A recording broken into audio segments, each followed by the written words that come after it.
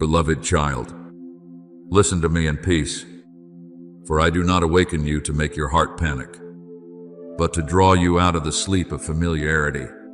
There are times when I allow you to remain in the shade of waiting, not because I have forgotten you, nor because the promise has lost its life, but because your roots must grow deeper before the trunk can be lifted higher. People often see only the day the flower blooms, but I see even the months when the seed silently cracks open beneath the soil. You have passed through seasons that seemed prolonged in silence, days when you wondered why the door had not yet opened, why the prayer had not yet taken form, why your soul had to be refined in the hidden place. But my child, no tear has ever been taken lightly by me. No waiting place is useless in my hands, and no delay has the authority to define your destiny. As it is written, "Be still before the Lord and wait patiently for him." Psalm 37:7.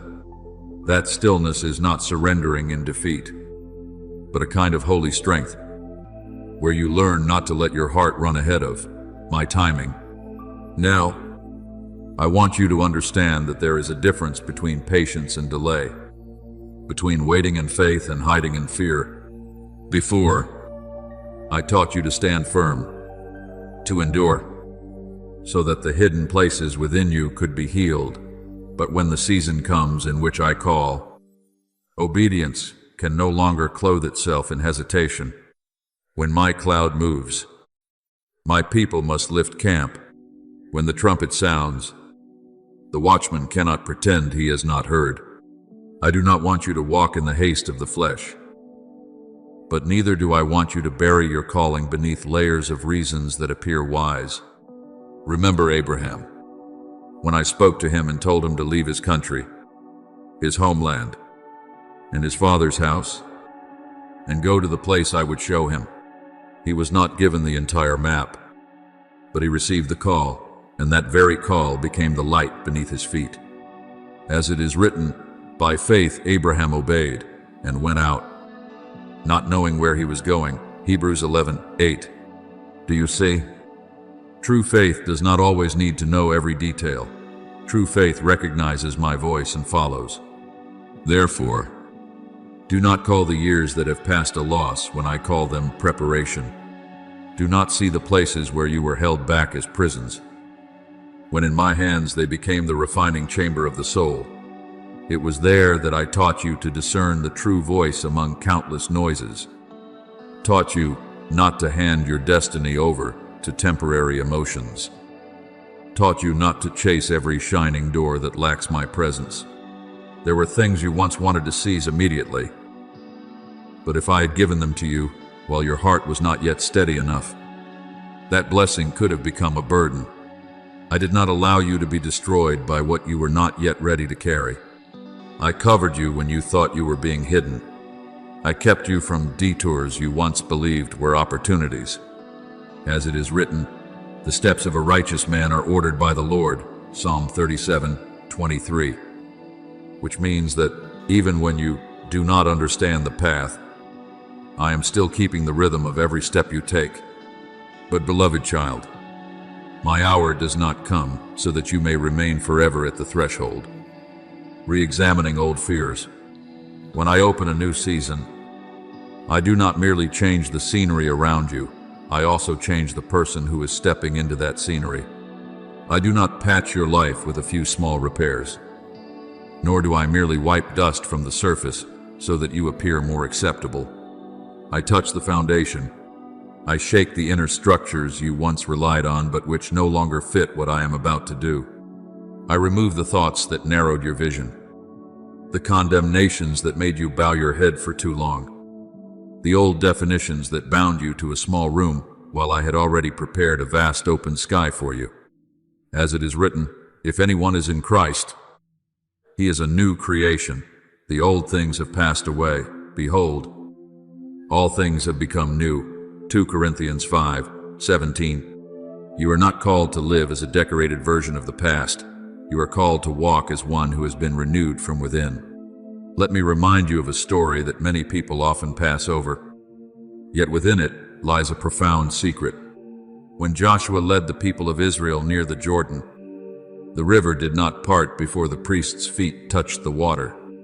I had commanded them to carry the Ark of the Covenant and step forward.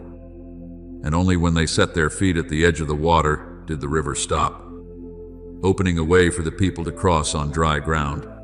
As it is written, when those who carried the ark came to the Jordan, and the feet of the priests touched the water's edge, the waters from upstream stood still. Joshua 3:15-16.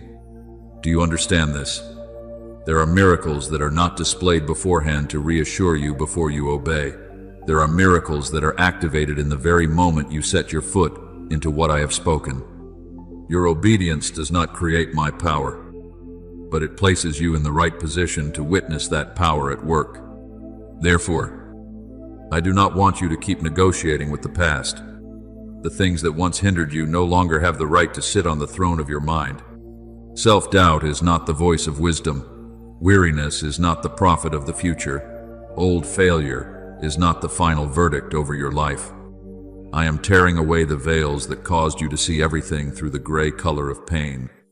I am washing your eyes so you may see what I see, softening your heart so you may respond, not with defensiveness, but with trust. When the veil in the temple was torn from top to bottom, it was not merely the sign of an event on earth, but a declaration that the way into the presence had been opened. As it is written, the veil of the temple was torn in two from top to bottom. Matthew 27:51. What once separated no longer holds the same power. What once kept you standing far away is no longer permitted to determine the distance between you and me. Remember, I am the one who makes all things new. But my renewal is not merely the changing of circumstances so that you may feel more comfortable. I renew the way you see, the way you hear, the way you choose, the way you rise again after moments of weakness. I renew even the breathing rhythm of your soul, so that you no longer live in the tension of one who is always afraid of losing something, but in the peace of one who knows they are being kept. Outwardly, there may still be unfinished matters, answers that have not yet fully appeared, doors toward which you still need to step, but within you, I am establishing a new order, and when the order within is placed under my hand, the life outside will gradually come into alignment with what I have spoken. As I have declared, behold, I am doing a new thing. Now it springs forth. Do you not perceive it? Isaiah 43:19. That new thing does not always come with a loud sound. Many times it begins with a quiet conviction in your heart that you no longer belong to the old pattern. So, beloved child, rise with gentleness, yet with firmness. Do not let awakening turn into anxiety, and do not let peace become passivity. I am calling you into discerning obedience, where you listen carefully to my voice, and yet do not step back once you have recognized what I am saying. You do not need to force yourself to become strong in the way the world understands strength. You only need to remain near enough to me for my strength to lift you at the right time. When you walk, walk as one who is being guided. When you speak, speak as one who has been cleansed from fear. When you wait, wait as one who knows the promise is still alive. And when I command you to move forward as one who knows that the one who calls you is also the one who goes before you. For I do not merely open a door for you to see, I open a way for you to pass through. I do not merely call your name from afar, I take hold of you in mercy, teach you with patience, and bring you into the season that my own hand prepared long before you understood who you were. Beloved child, I want you to become still in this moment, not with the tension of one who fears missing out, but with the alertness of one who knows that my voice is resounding in the deepest place of the soul. Many people stand very close to the door and still do not pass through, not because the door is not open, nor because I have changed my mind, but because their hearts have become so accustomed to the darkness of delay that when the light comes, it confuses them. They have waited too long in disappointment, protected themselves too much with doubt, and learned to live with the old for so long that when the new touches their lives, they mistake it for something foreign. But my child, I have not placed you in this season so that you may continue sleeping in the midst of the call. I awaken you not to rebuke you with heaviness, but to draw you out of the fog of the years that made your heart slow to respond. As it is written, awake, you who sleep. Arise from the dead, and Christ will shine on you. Ephesians 5:14. That light does not come to shame you for having once been weak. That light comes to show you that the hour to rise has arrived. Do not let the times you were once disappointed become a new law over your future. What did not happen yesterday does not mean I am not acting today. What you once prayed for but have not yet seen does not mean that prayer has fallen into forgetfulness. You can see only a small part of the picture. But I see the season of sowing, the hidden season, the season of sprouting, and the season of harvest. Therefore, faith is not you denying reality, nor is it you walking blindly like someone who does not know whom they are following. Faith is when you place your heart in the one who sees the road before you see the footprints. As it is written, for we walk by faith, not by sight. 2 Corinthians 5:7. I am not telling you to ignore the trials, but I am teaching you not to let the trials sit on the throne and judge my promise. Your eyes may not yet see everything, but your soul can recognize my voice. And that voice is enough to keep you from returning to the old room of fear. There is a kind of steadfastness I am teaching you, but that steadfastness is not the hardness of a wounded heart. I am not calling you to become a cold wall, no longer able to feel, no longer able to be tender, no longer able to trust. I am calling you to become a tree planted beside the streams of water, with deep roots, a firm trunk, and green leaves, so that even when the wind changes direction, you are not uprooted from your place.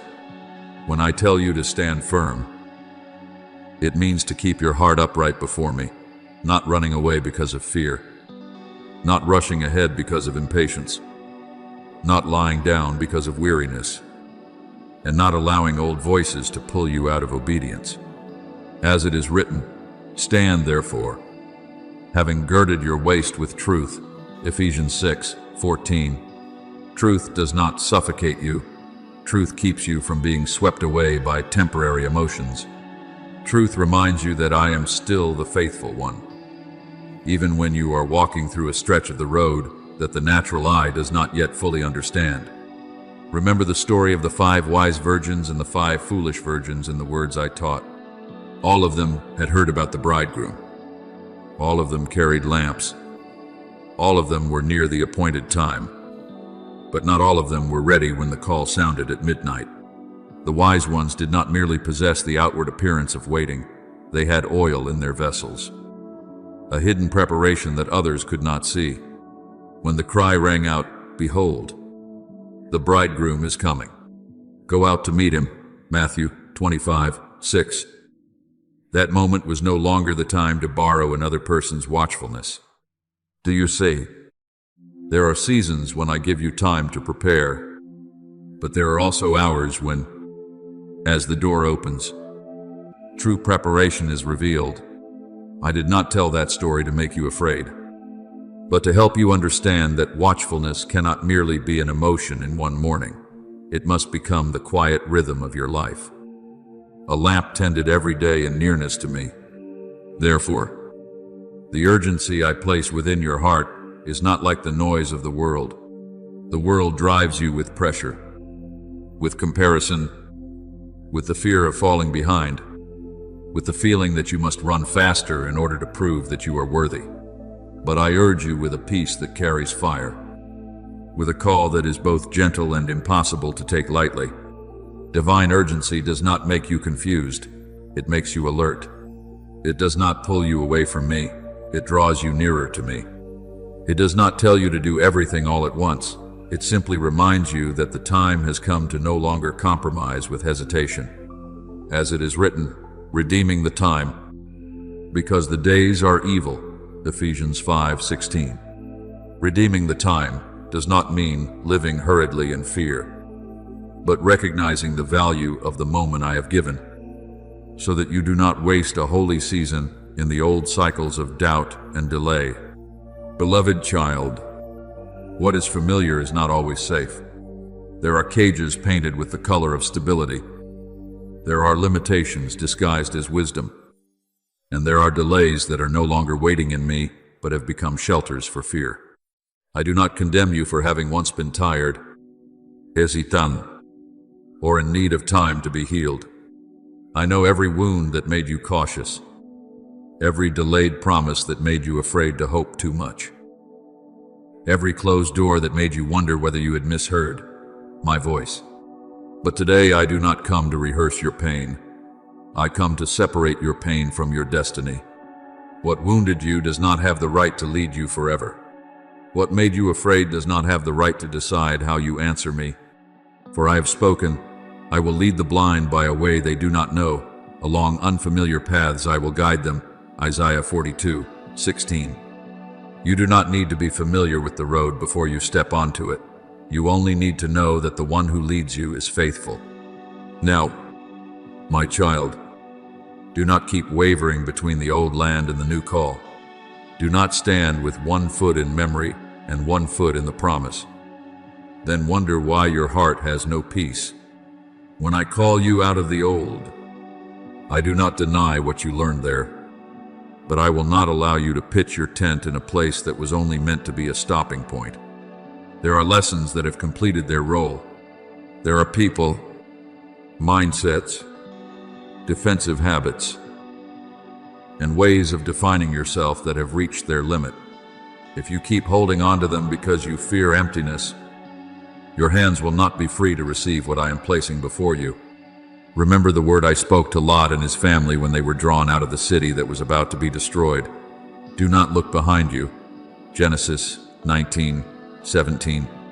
Not because the past has no meaning, but because there are moments when looking back with attachment can turn the soul to stone in the middle of deliverance.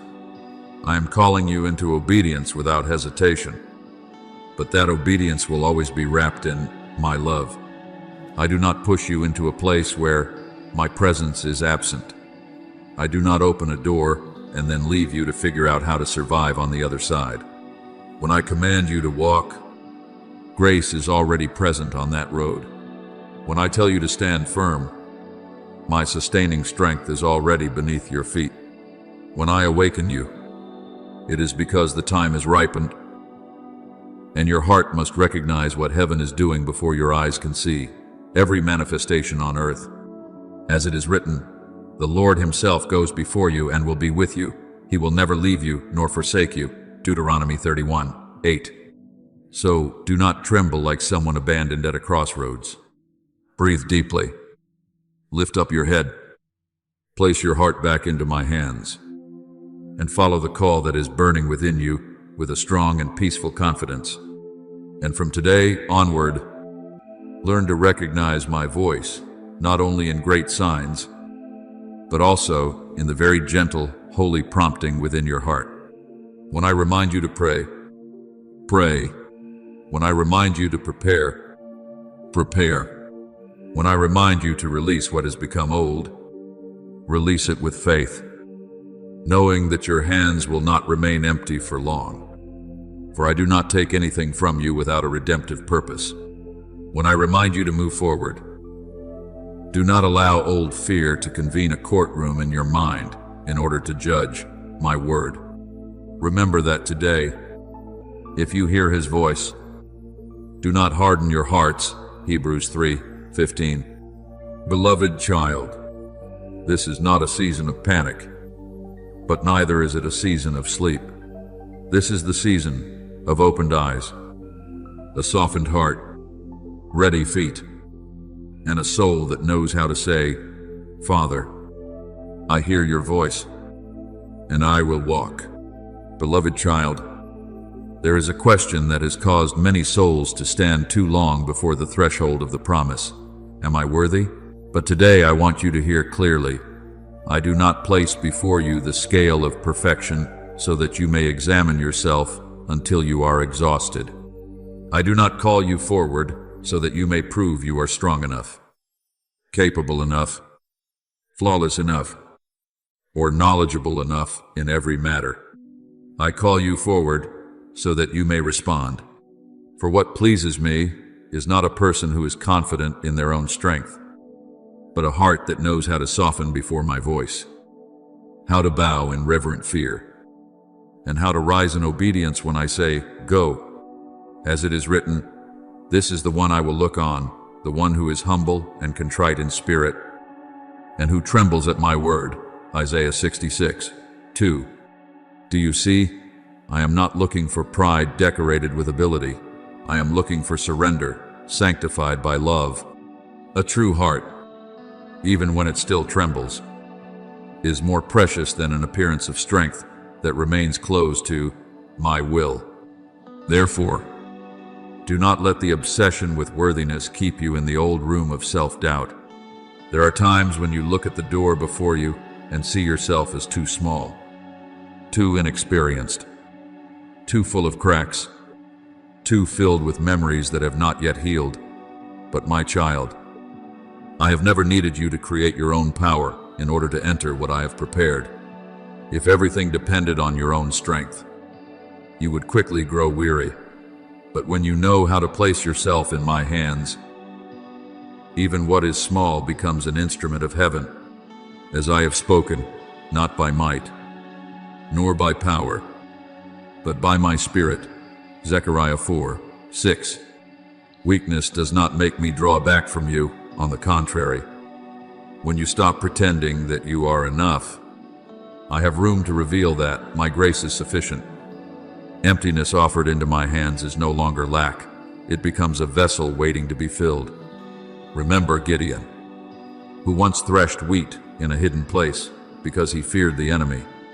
When my angel appeared to him, I did not call him by the name he had given himself, nor did I call him according to the trembling appearance he carried in that moment. I spoke to him as one who already carried the seed of destiny. The Lord is with you. Mighty warrior, Judges 6:12. Do you see the wonder in this? Gideon saw himself through weakness, through oppressed circumstances, through his small place in his father's house. But I saw him through what I would do within him. I did not wait for him to feel like a strong man before I called him. I called first. And then, through the journey of obedience, strength was awakened.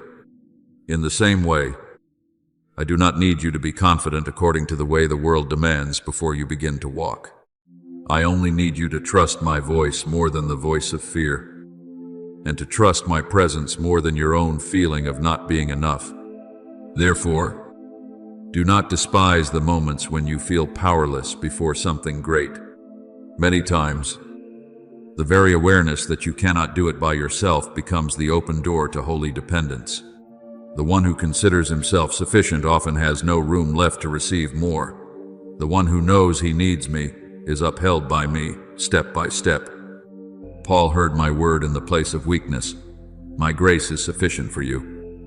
For my strength is made perfect in weakness. 2 Corinthians 12:9. Let that word wash shame from your heart. Weakness does not mean you are disqualified. Smallness does not mean you are forgotten. Not seeing everything yet does not mean you are not being guided. When you know that you need me, you are standing nearer to the source of strength than ever before. But beloved child, there is one thing I want you to discern carefully. What hinders you most deeply is not always weakness, but the familiarity you keep as a refuge. There are chains that are not made of iron, but of habit. There are narrow rooms that people still cling to simply because they have lived there for too long. There are old mindsets that no longer nourish you, but because they are familiar, you mistake them for safety. I do not lead you out of the old in order to leave you stranded in emptiness. I lead you out because I have prepared a wider place, As David sang, "He brought me out into a spacious place. He rescued me because he delighted in me." Psalm 18:19. That spacious place is not merely a better circumstance. It is a new condition of the soul, where you no longer live by defensive reactions, but by the freedom of one who is being led by me, and understand that my summons in this season is not a burden laid upon your shoulders. It is an honor, an invitation, a trumpet of grace, calling you out of the ashes and into life. I do not call you forward with a heart trembling in insecurity, but with a soul illuminated by the truth that the one who promised is also faithful to complete it. As it is written, the one who calls you is faithful, and he will do it. 1 Thessalonians 5:24. You did not begin this by yourself, and you do not have to complete it by yourself. I was present before you recognized the call. I was quietly rebuilding what seemed to have collapsed. I was breathing life into the dreams you once buried beneath the dust of disappointment. What you thought had fallen asleep has not died in my hands. There are seeds that are only waiting for the right season to rise from the ground. So from today onward, do not continue calling yourself by the name of failure. Do not place upon your forehead the label of the doors that once closed. Do not let the past retain the authority to name your future. I am the one who called Abraham, before he saw descendants as numerous as the stars. I am the one who called Simon Peter, even though moments of weakness still lay before him. I am the one who sees within a trembling person, someone who will rise after being restored. When I change a name, I change the way you walk. When I speak over you, my word is not a sound that falls to the ground and disappears. As it is written, my word will not return to me empty, but will accomplish what I desire. Isaiah 55:11. You do not need to keep living as though the old words of people have greater authority than my word. What I speak is the true foundation. Perhaps today you still see broken pieces within yourself, but I do not look at them as evidence of final ruin. In my hands, broken pieces can become testimony. Ashes can become a crown of beauty. Tears can become streams that water the harvest. As it is written, to give them a crown of beauty instead of ashes, the oil of joy instead of mourning, and a garment of praise instead of a spirit of heaviness. Isaiah 61:3. I do not waste your pain. I do not abandon the former years like a meaningless heap of ruins. I gather, cleanse, arrange, and use the very place that once made you think you had lost everything to reveal that my power can create something new from what seemed to have no shape left. Therefore, beloved child, look at this season with different eyes. Do not see it as pressure to become someone beyond your strength. See it as a call to return to the very place I appointed for you from the beginning. You are not stepping into tomorrow as one who is merely trying to endure. You are stepping into it as one who has been entrusted. You do not live only to survive each wave. You were raised up to carry out what I have placed in your hands with humility, discernment, and peace. If today you allow my word to touch the depths of your heart, tomorrow you will no longer walk with the old rhythm. Within you, there will be a new alignment, a new breath, a courage that does not come from the self, but from my presence. Now, my child, the hour of renewal has not come, so that you may stand outside and watch like a stranger. I am opening something new for you to enter, to live in, to breathe in, to act within, and to become part of that testimony. Do not wait until you no longer tremble before you obey. Obey while still holding my hand. Do not wait until you see everything before you believe. Trust the one who has seen everything on your behalf. Do not wait until you feel worthy. Respond, because I am the one who has called you. As it is written, behold, I am about to do a new thing. Now it springs forth. Do you not perceive it? Isaiah 43:19. Beloved child, open your heart. What I am doing is not only before you, if you surrender. It will begin to live within you. Therefore, do not look at this season through the wounded eyes of yesterday. Do not use the doors that once closed to explain the door I am now opening. Do not let the long seasons of waiting convince you that I have forgotten the way to you. I am the one who holds the seasons in my hand, the one who sets boundaries for the sea, the one who calls the dawn to rise at the appointed hour, and also the one who knows the moment when your soul must be moved into a new orbit. When I touch the clock of your life, time is no longer the thing that wears you down. It becomes a servant of my will. As it is written, to everything there is a season, and a time for every purpose under heaven. Ecclesiastes 3:1. You once thought the delays were working against you, but many things I allowed to slow down so that your heart would not enter something great on a weak foundation. Now that I speak that the season of transition has come, you do not need to carry doubt like old luggage. Walk lighter, for my hand is setting the rhythm of your life again. I want you to understand deeply that the change I am doing is not merely a shift in the atmosphere around you, but the reestablishing of order within you. I am not simply pulling you into a new chapter while you remain in the old state of exhaustion. I am lifting you into another dimension of awareness, where you are no longer ruled by what was lost, no longer paralyzed by what has not yet appeared, no longer held seated by the past in the small room of self-doubt. As it is written, I will make a way in the wilderness and rivers in the desert. Isaiah 43:19. Do you see? I do not only cause flowers to bloom where there is already a garden, I can open streams in the very land that was once dry, where you thought nothing could grow anymore. I had quietly buried a seed, where you thought there was only ash. I can still build an altar, where you once saw only an ending. I saw a beginning being formed in the hidden place. For this reason, you do not need to use your own strength to force open a door I have appointed to open. There are souls who become exhausted because they think every bolt must be broken by their own effort. Every opportunity must be seized through tension. Every promise must be pulled down through unending struggle. But I have not called you into a life crushed by striving. I have called you into timely response. Obedience is not passivity, but neither is it panic. It is walking in my rhythm, listening when I speak, stopping when I hold you back, moving forward when I open the way, and not allowing your heart to run ahead of my presence. As it is written, the one who believes will not act hastily. Isaiah 28:16. Faith does not make you slow because of fear. Faith keeps you from rushing because of insecurity. When I go before you, you do not need to surge ahead to prove that you are courageous.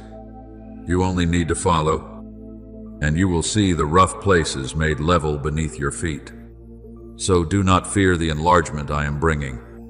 The spacious place is not where you are abandoned in emptiness. It is where I free you from the walls that have restricted your breath for too long. I do not lead you out of the familiar to make you lose your way, but to show you that my presence is not confined to the things you have already known. I am the one who led Abraham out of his homeland, who led Moses through the sea, who led my people by the pillar of cloud by day and the pillar of fire by night. I have never called anyone out of the old without intending to reveal myself along the way. As it is written, the Lord himself will go before you. He will be with you. He will never leave you nor forsake you. Deuteronomy 31:8. You may not yet know every turn, but you know the one who goes before you, and that is enough to keep your heart from breaking before the new. So today, allow me to remove from your shoulders the garment of the old season. Stop explaining yourself through the times you were weary, the days you lost your way, and the promises that have not yet taken shape before your eyes. I am not dragging you into the future. I am lifting you by authority. I am not driving you with condemnation. I am calling you with love. I am not demanding that you open the bronze doors by yourself. I speak, and the bars of iron must break before my will. Your part is to believe, to respond, to keep your heart tender, and not to return to worshiping fear simply because it once felt familiar. As it is written, "For I know the plans I have for you, plans for peace and not for harm, to give you a future and a hope." Jeremiah 29:11. That future is not built upon your old failures, but upon my everlasting faithfulness. Now, beloved child, lift up your head in humility. This season has not come to overwhelm you, but to reveal that I have prepared you more than you realize. What was once buried like a seed will begin to break open. The dry places will hear the sound of water. The places that seemed silent and still will bear the footprints of life. When I open, do not stand far away in suspicion. When I call, do not delay under the name of caution. When I lead, do not demand to see the entire map before you are willing to step. Remember that I do not merely show you the way, I am the one who creates the way. And when you place your heart into my hands, you will not merely hear about a new season from a distance, but you will enter it, live in it, and become a testimony that what I have determined to open, no darkness can shut. Beloved child, let this word enter your heart like a gentle yet mighty stream. I am not calling you to step into the future with anxiety, nor do I want you to push yourself forward with the fear of being left behind. There are those who hear my call and turn it into a burden, as though every door must be opened by their shoulders. Every road must be broken through by their strength. Every promise must be pulled down by their tension. But my child, that is not how I lead you. I do not place an assignment upon you in order to exhaust you. I place a call within you to draw you closer to me. When you are near me, you will know when to stand still, when to step forward, when to release, when to expand, and when to let me do what your hands cannot do. As it is written, be still, and know that I am God. Psalm 46:10. That stillness is not immobility, but a holy place where your soul stops fighting for control and begins to recognize the rhythm of my movement. Do not try to blow the door open by your own strength, for there are doors that open only by my authority. Your part is not to shatter every lock in panic, but to keep your heart close enough to me to recognize when my hand rests upon the door. The impatient person thinks that the harder he strains, the faster he will arrive. But the obedient person understands that my appointed time has the power to open a way that 100 years of human striving could never create. As it is written, what I open, no one can shut, and what I shut, no one can open. Revelation 3:7. When I open, no force can withstand it when I have not yet opened. Forcing your way through only exhausts your soul. Therefore, learn the sensitivity of a child who knows the Father, not careless, not hesitant, but also not running ahead. You walk according to the presence, and the presence itself will lead you into the place of the open door. There are movements of mind that begin within before they appear outwardly. You will feel the rhythm of your soul changing before your circumstances change their color. The things that once felt heavy will begin to move. The matters that once dragged like wheels stuck in mud will gradually be lifted out of stagnation. The dreams that once lay still beneath the dust of disappointment will begin to breathe again. Do not despise those small signs, for in my kingdom, even the smallest mustard seed can carry within it the shade of a great tree. As it is written, the kingdom of heaven is like a mustard seed, though it is the smallest of all seeds. When it grows, it becomes greater than the garden plants. Matthew 13:31-32. You may not yet see the fullness of enlargement with your eyes, but if something within you is being awakened, if your heart is hearing a wider call, if my peace is urging you to step out of the old cycle, then know that the season of movement has begun. I am enlarging the scope you once thought was the final limit of your life. What you call a small place is not always failure. Many times, it is where I trained you in faithfulness, in hiddenness, and in things few people saw. But the place used for training is not always the place appointed for you to remain forever. When a vessel has been fired in the flame, it no longer belongs to the kiln. It is brought out to contain and pour what is precious. In the same way, I have taught you within familiar circles, but I do not want you to use the size of the past to measure the width of the future. As it is written, enlarge the place of your tent. Stretch out the curtains of your dwelling. Do not hold back. Isaiah 54:2. That word is not only an ancient saying, but my voice speaking to your soul today. Do not shrink back as though you were still living beneath the old tent, when I have already prepared a wider land for you. Remember the story of Jabez, a man whose name was tied to pain. People called him by the memory of a difficult birth, as though the pain of his origin had the right to define his entire life. But Jabez did not bow down and worship that name. He cried out to the God of Israel, saying, "Oh, that you would bless me indeed and enlarge my territory. Let your hand be with me." 1 Chronicles 4:10. And I answered him, "Do you see, true enlargement does not begin with ambition that seeks to be exalted, but with a soul that knows that if my hand is not present, even a wider territory is only empty ground." Jabez did not ask for enlargement in order to boast in himself, but to be delivered from a painful definition and to step into the portion I could give. In the same way, I am drawing you out of old names, old limits, and old stories, so that you no longer live as one whose boundaries are set by pain. But beloved child, discern with purity. I enlarge you not so that your ego may be given a monument, but so that my purpose may reach farther. Influence in the hands of an unsurrendered heart can become pride, but influence in the hands of a tender heart will become a river of blessing. I do not stretch the circumference of your life wider so that you may stand higher than others, but so that my light may touch places that have not yet been touched. As it is written, a city set on a hill cannot be hidden. Matthew 5:14. Light is not placed high so it can admire itself. Light is placed high so it can show the way for others.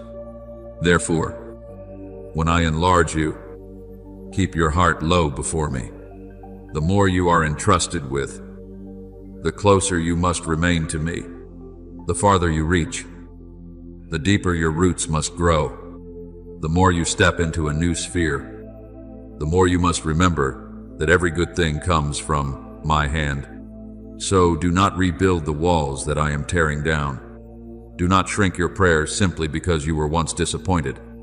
Do not limit your voice simply because someone did not understand you before. Do not bury your gift simply because there was a season when you had to live in hiddenness.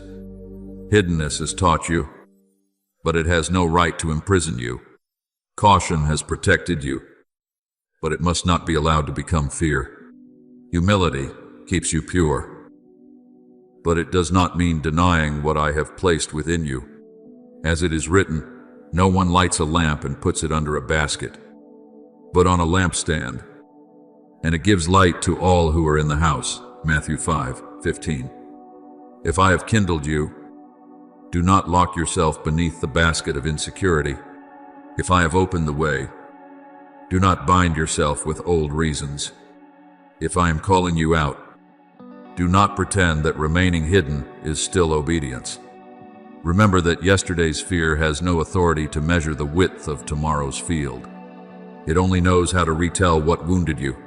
It does not know how to read my intention. It only knows how to point at the doors that closed.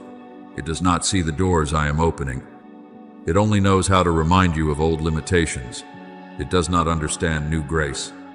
Therefore, do not hand the measuring rod of your future to a fear that was born from the past. Entrust your future to me, the one who says, I will instruct you and teach you in the way you should go. I will counsel you with my eye upon you. Psalm 32:8. You do not need to draw the entire map by yourself. You need to remain close to the one who holds the map. And when my eye is upon you, you can step into the spacious place without losing your peace. Therefore, beloved child, enlarge your heart before you see your circumstances. Enlarge. Allow me to stretch your inner capacity through faith, through forgiveness, through courage, and through the willingness to learn new rhythms. Prepare like one who knows the rain will come, even if the sky today remains still. Dig ditches in the valley as my people once did, before they saw the water flow. For you shall not see wind, nor shall you see rain, yet that valley shall be filled with water. 2 Kings 3:17. There are provisions of mine that come after you have prepared a place to receive them. There are streams that are seen only by those who believe enough to dig beforehand. Do not wait for everything to prove itself before you expand. Expand because I have spoken. Now, my child, I am changing the rhythm within you to prepare you for what will follow outwardly. I am drawing you out of the place of merely enduring and bringing you into the place of carrying out what I have entrusted to you. I am enlarging your reach. Not so you will be swept into self-exaltation, but so your life may become a clean channel through which my grace can flow. Stay near me, and you will know when the door opens. Keep your heart tender, and you will not turn enlargement into pride. Keep your roots deep, and you will not fall when your branches stretch far. Do not shrink yourself anymore according to the size of the past. Do not make old wounds the boundaries of a new promise. Tomorrow's field is not measured by yesterday's fear, but by my faithfulness. And I say to you, expand.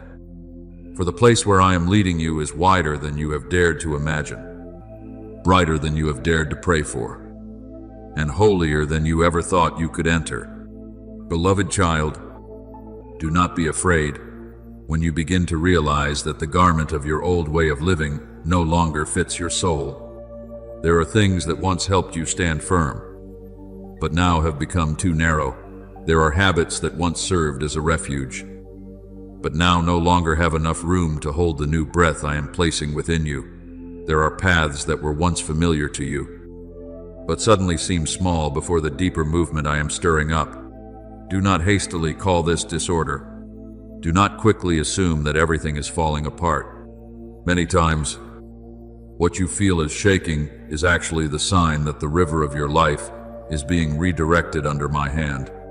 When I lead water through a new riverbed, the old banks will tremble, the old ground will crack, and familiar shapes will no longer remain intact, but that cracking is not meant to destroy you, but to make room for a wider flow. As it is written, the river of God is full of water, Psalm 65:9. And wherever my waters pass through, that place is no longer condemned to remain dry forever. Understand this with a peaceful heart. Not every instability is a sign that you have lost your way. There are disruptions born from rebellion, but there are also holy tremblings that come from me, lifting you out of a place that has become too narrow. You have lived for so long within small patterns that when I stretch your capacity, you think you are losing control. But my child, losing control is not always a disaster. Sometimes it is the moment when you hand control back to me. As it is written, commit your way to the Lord, trust in Him, and He will bring it to pass. Psalm 37:5. Commitment does not mean you no longer walk. Commitment means you walk without needing to clutch every detail in your trembling hands. When I redirect the current, you do not need to hold on to the old riverbank to prove that you are safe. You need to trust that the one who calls the waters to flow also knows how to lead the waters to the sea. I know you may fear acceleration, because you have once confused acceleration with pressure. You have seen the world drive people to run through comparison, through the fear of being left behind, through the noise of achievement and the need to prove themselves. But the wind I send is not like the whirlwind of the world. The wind of my spirit does not force you to run until you are exhausted. That wind lifts you into the right speed for the new season. It does not throw you into confusion. It awakens you. It does not tear your soul into many pieces. It gathers you into a clearer direction. As Christ said, "The wind blows where it wishes, so it is with everyone who is born of the Spirit." John 3:8.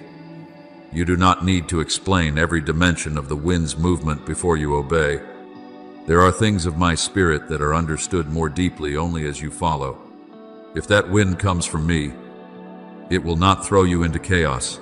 It will bring you into the right course, the right current, and the right shore that I have prepared. Remember Philip in the book of Acts. He was in the midst of a fruitful ministry in Samaria, where many people were being touched and joy was spreading throughout the city. Yet my angel spoke to him and told him to rise and go south, along the desert road that goes down from Jerusalem to Gaza. To human eyes, that could have seemed like leaving a fruitful place in order to step into a confusing emptiness. But Philip went, and on that road he met the Ethiopian official, a man who was reading the prophecy of Isaiah but did not yet understand it. The Holy Spirit said, "Go near and overtake this chariot." Acts 8:29. Do you see? My redirections do not always agree with ordinary reasoning, but they always carry an appointed encounter. Philip did not need to know the entire plan before he stepped forward. He only needed to be sensitive enough to leave the familiar place and keep pace with the movement of my spirit. And from that obedience, the gospel touched one soul, and through that soul, opened a reach of influence far beyond what his eyes could see at that moment. In the same way, beloved child, there are paths I call you to walk that will first appear like a lonely road. You may not see crowds confirming it. You may not hear applause. You may not hold a complete map in your hand. But if I am leading, that emptiness is not a sign that you have gone the wrong way. It may be the hidden corridor that brings you to the encounter, the role, or the door I have appointed. Do not measure the rightness of a movement only by how familiar it feels. There are things that are very right, yet very new to you. There are things that are very holy, yet at first they make your soul tremble because you have never lived in that dimension before. As it is written, your ears shall hear a word behind you, saying, "This is the way, walk in it." Isaiah 30:21. My voice does not always come with a crowd. Many times it comes as a deep inner instruction, clear enough for the one willing to listen, and strong enough to uphold the one willing to obey. Therefore, do not tremble before the new role, as though I were placing a heavy stone upon your shoulders. What I entrust to an obedient soul is not a crushing burden, but the true shape of the seed I placed within you from the beginning. There were years when you only sensed that you were called, but did not yet fully understand what you were called for. There were quiet longings that arose within you like a distant bell, holy promptings that made it impossible for you to keep living within the old small pattern. Moments when your heart turned toward something wider that even you could not yet name. Today I want you to understand, those things were not meaningless restlessness. They were the echo of the position I had prepared. As I have spoken, before I formed you in the womb, I knew you. Before you were born, I set you apart, Jeremiah 1:5. This new place may be new in your eyes, but it is not unfamiliar to mine. Do not think that you are being forced to become a stranger to yourself. No, you are being drawn closer to the true person I saw before you even knew how to name yourself. There are layers of fear that have covered your identity. There are words spoken by others that made you shrink. There are old failures that caused you to confuse humility with denying what I placed within you. But when I call you into a new role, I am not borrowing someone else's garment to place upon you. I am fitting you once again into the garment of destiny that I, myself, wove for you. As it is written, we are his workmanship, created in Christ Jesus for good works, which God prepared beforehand for us to walk in. Ephesians 2:10. Those good works were prepared beforehand. What you are learning now is to step into them with a healed heart and a soul that knows how to obey. Remember that maturity often carries the sound of leaving. When you grow, there are old places that can no longer contain you. When the river becomes deeper, the shallow bank can no longer define its course. When the vessel is enlarged, the former measure of oil is no longer the final limit. Do not grieve when certain things no longer fit you as they once did. Do not panic when old patterns no longer bring you the peace they used to bring. I am not taking away your refuge in order to leave you empty. I am teaching you to take refuge in me, not in familiarity. As it is written, God is our refuge and strength, an ever-present help in trouble. Psalm 46:1. When I become your true refuge, you can leave the places that once sheltered you temporarily without falling apart. Now, my child, the acceleration that is coming is not meant to make you lose your peace, but to bring you into step with a new season. I can cause what once took many years to be arranged within a short span when the time has fully ripened. I can connect the scattered points of your life into a clear path. I can use experiences that seemed unrelated to create precise preparation for the role you are about to enter. As it is written, the plowman shall overtake the reaper, and the treader of grapes, the one who sows seed. Amos 9:13. This is not a word of panic, but an image of a season of abundance, when heaven's rhythm surpasses the old rhythm of weariness. When I accelerate, you do not need to fear being crushed. You need to remain in me so that you may be lifted into the speed of grace. Therefore, do not measure the new role by the unfamiliar feeling it carries. At first, do not call the redirection of the current a disaster simply because the old bank is shaking. Do not reject the wind simply because you do not yet understand all of its path. Let me open your ears, soften your heart, and train your feet to walk on new terrain. You are not entering this as someone thrown into strangeness, but as one being led into the portion already prepared beforehand in my heart. Go with humility, but do not shrink. Tremble before my word, but do not tremble before the future. Remain tender in my hands, but do not allow fear to bend your obedience. Beloved child, this new thing is new only to your eyes. It is not new to me. Before you ever asked who you were, I knew you. Before you felt the call as something vague within your heart, I had already placed that seed in your soul. Before you saw the old bank crack open, I had already determined where the river must flow. So trust me in the redirection. Trust me in the acceleration. Trust me in the new role. And trust me even in the moments that still feel unfamiliar. The wind of my spirit does not come to shatter you, but to bring you into the right course. The role I entrust to you does not come to crush you, but to reveal the true person I named from the beginning. And as you follow me, you will look back and understand that today's shaking was not the sign of collapse, but the sound of old ground opening so that a new river of life could flow through. For in my kingdom, readiness is more precious than display, and surrender opens a deeper way than any confidence built by the flesh.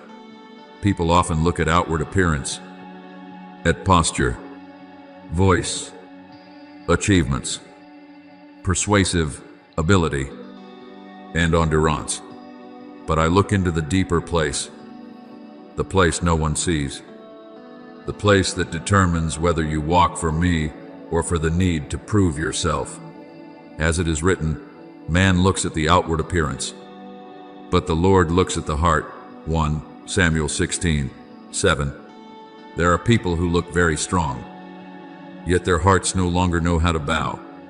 There are people who look small, yet within them is a pure yes that heaven can use. I do not need you to enter the new portion wearing a flawless garment, without wrinkle, without any mark of the journey. I need you to enter with a heart that knows its source is not in itself, but in me, the one who calls, the one who keeps, and the one who completes. Remember Mary, an ordinary young woman in the eyes of the world, yet entrusted with a calling beyond anything human ability could understand. When the angel came and announced that she would conceive and give birth to a son who would be called the Son of the Most High, Mary had no map for the days ahead, no explanation sufficient to make everyone understand, and no strength of her own to protect herself from every misunderstanding. Yet she said, "Behold, I am the servant of the Lord. Let it be to me according to your word." Luke 1:38. Do you see? Her readiness did not come from having every detail firmly in her hands. It came from a surrendered heart that believed, if the word came from me, then grace would also accompany that word. And in that very tenderness, the impossible became the place where I revealed my power. In the same way, when I tell you to rise, I do not speak as one standing far away, watching to see whether you can support yourself. When I call you up, my strength has already begun to move beneath your feet. When I tell you to be ready, I am not merely issuing a command from the outside, I am adjusting the rhythm within, renewing your thoughts, purifying your motives, and removing the layers of fear that made you see the new role as threatening territory instead of an entrusted field. As it is written, "Those who wait upon the Lord shall renew their strength. They shall mount up with wings like eagles." Isaiah 40:31. That renewed strength does not always come before you respond in the way you expect. Many times, it is given as you obey. The eagle does not fight the wind as an enemy. It learns to lift its wings upon the current. So it is with you. Do not resist grace with anxiety. Learn to lean upon what I am breathing into this season. Beloved child, listen to me from the deepest place within your heart. I have not trained you to become an unfeeling stone, nor have I led you through seasons of testing so that the tenderness within you would be extinguished. There are people who think maturity means no longer feeling anything, that strength means no longer knowing pain, that walking with me means hiding every wound beneath a hard face. But that is not what I am doing in you. I am not making you dry so that you may appear enduring. I am making you deeper so that you can carry more. I am not taking away your softness. I am sanctifying it, guarding it, making it clearer and steadier. As it is written, the wisdom that comes from above is first pure, then peaceable, gentle, willing to yield. James 3:17. Do you see? What belongs to heaven is not always loud and hard. Many times it is quiet and tender. Yet it carries within it a strength that cannot be shaken. Therefore, do not be ashamed that your heart still knows how to tremble. Do not think that the tears you once shed are proof that you are not yet mature enough. There are tears that have washed the dust of bitterness from your eyes. There were moments when you were broken not to be destroyed, but so that the false layers could be removed, and I could touch the truest place within you. I am not looking for a vessel painted beautifully on the outside while cracked and dry within because of wounds. I desire a vessel that is healed, enlarged, and cleansed, so that when the new wine is poured in, it will not split apart because of cracks that have not yet been surrendered to me. As Christ said, new wine must be put into new wineskins. Luke 5:38. New wine does not only require a new season outwardly, it requires a new capacity inwardly. And because I love you, I am preparing that capacity within you before I place something greater into your hands. There were days when you thought I was silent, but in truth, I was working at a depth beyond what you could name. You asked for a door, but I saw a room within you that still needed to be opened. You asked for enlargement, but I saw a fear that was still making your heart smaller. You asked for influence, but I saw a wound that could turn influence into pressure if it had not yet been healed. Therefore, there are seasons when I do not hasten to give what you ask. Not because I am withholding or because I delight in seeing you wait, but because I know that a great blessing placed upon a soul that has not yet been strengthened can become a burden. As it is written, He has made everything beautiful in its time, Ecclesiastes 3:11. It is not only the door that needs the right timing, your heart also needs the right depth, the right tenderness, and the right steadiness to walk through without losing peace. I want you to remember Joseph, who carried great dreams within him from his youth. I showed him images of a role that reached far beyond the tents of his family. But I did not take him straight from the coat of many colors to the throne of authority in Egypt. Between the promise and its fulfillment, there was a pit, a house of slavery, a prison, and years of being forgotten. But look carefully, my child, in those places. I did not crush Joseph, I refined his heart. I taught him to govern while he was still in Potiphar's house, taught him discernment while he was in prison, taught him to keep himself from bitterness when he was betrayed, and taught him that a gift is not for revenge, but for preserving the lives of many. When he finally stood before his brothers, he did not use power to crush those who had wounded him, but said, "You intended to harm me, but God intended it for good." Genesis 50:20. Do you see? A great role requires a heart that has been enlarged enough to no longer be ruled by the past. In the same way, I am not only concerned with what you will receive, I am concerned with the person you become when you receive it. I do not want blessing to make you proud, nor enlargement to rob you of peace. I do not want the new role to draw you away from me, nor what I place in your hands to become the place where you seek your worth instead of seeking me. Therefore, I am doing a delicate, holy, and merciful work deep within you. I am removing from you the bitterness you once called protection. I am healing the closeness you once mistook for wisdom. I am straightening the places that became bent through long waiting, so that you will not look at tomorrow through eyes stained by yesterday's disappointment. As it is written, guard your heart above all else, for out of it flow the springs of life. Proverbs 4:23. Your heart is the place I tend, because from it will flow everything you carry, everything you speak, everything you decide, and everything you give. Beloved child, when I touch the weak places within you, I do not touch them as an accuser. I do not come near your wounds to make you ashamed that you have suffered. I do not look upon your cracked places and call them useless. I am the one who can use the very places that were broken for light to pass through. As it is written, a bruised reed he will not break, and a smoldering wick he will not quench. Isaiah 42:3. That is how I deal with you. If you are only like a bruised reed, I do not break you. If within you there remains only a faint smoke of hope, I do not extinguish it. I bend low, shield the flame from the wind, breathe life upon it, and lift what is weak with the patience of a father. You may have become accustomed to harsh hands, but my hand is not like that. My hand is both holy and gentle. It carries the power to restore and the tenderness not to wound your soul further.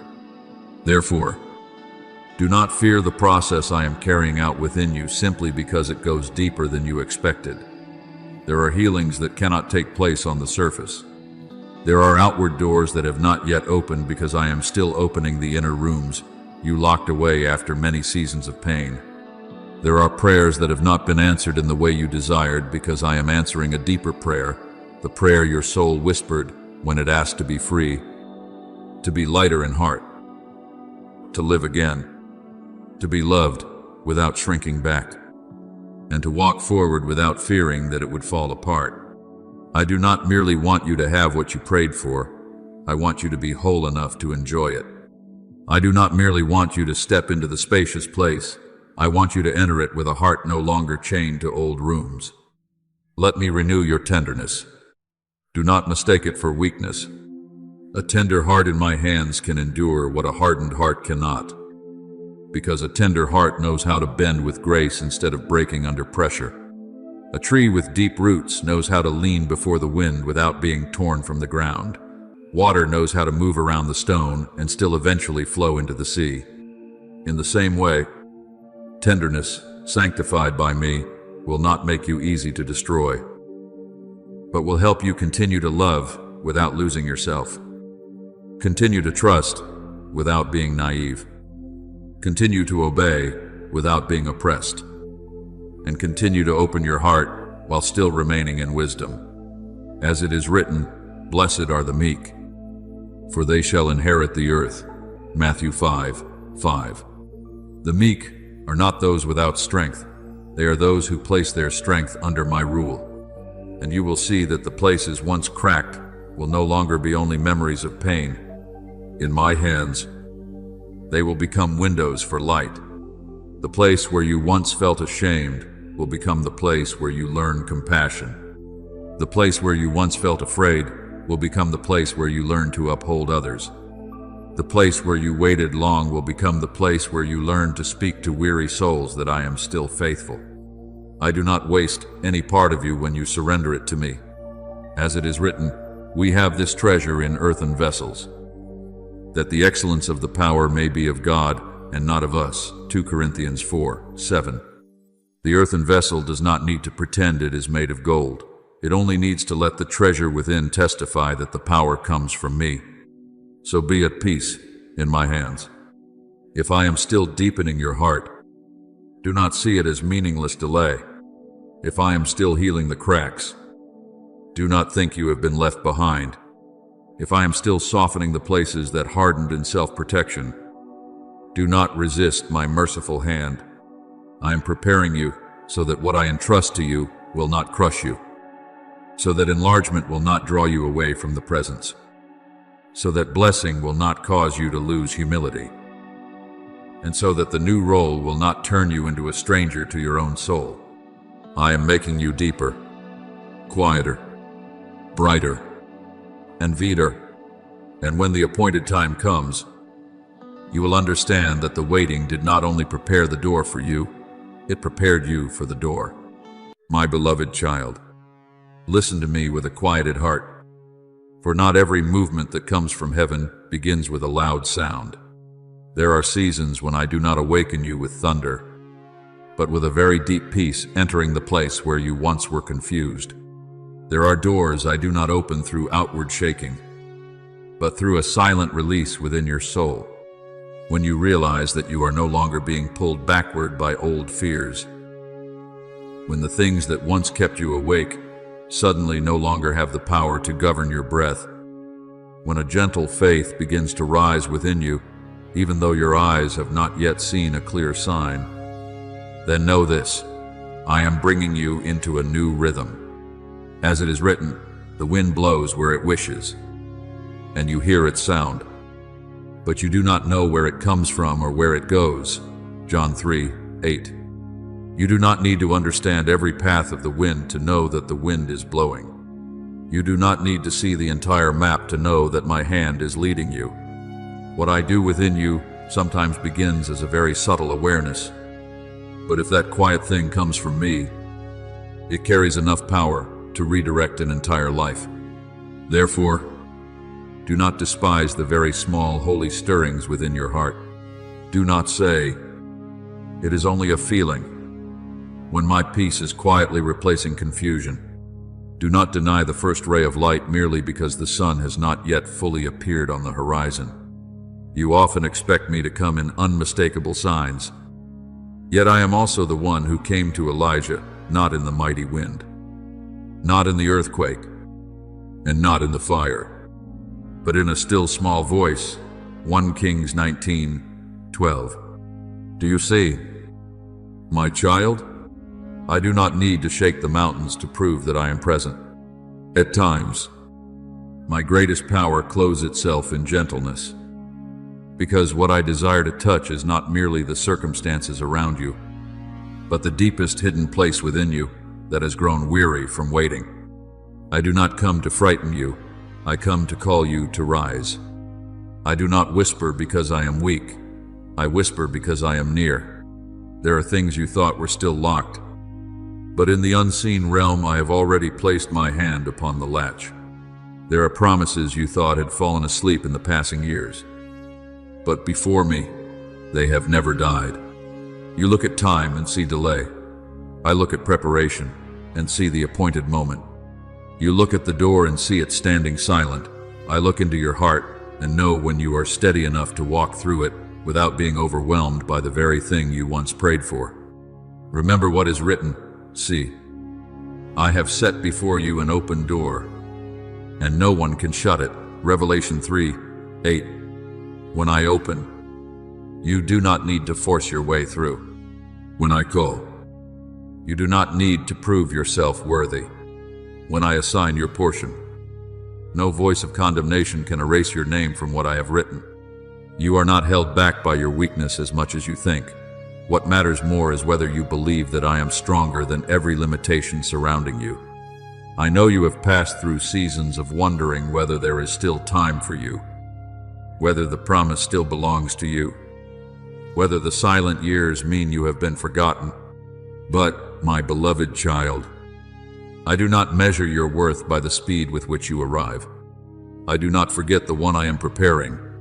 Remember Joseph, who saw the dream in his youth, but had to pass through the pit, the house of slavery, and the prison before he stood before Pharaoh's throne. The days in prison did not deny the dream. They only formed within him a heart wise enough to govern something great. When the appointed time came, Pharaoh sent and called Joseph, and they quickly brought him out of the dungeon. Genesis 41:14. Look closely. My child, many years of waiting were changed by a single summons. A life of being misunderstood was turned around in one morning. The door did not open little by little because Joseph forced it. The door opened when my hour had come. Likewise, you do not need to live in tension, as though everything depends on your ability to create a way for yourself.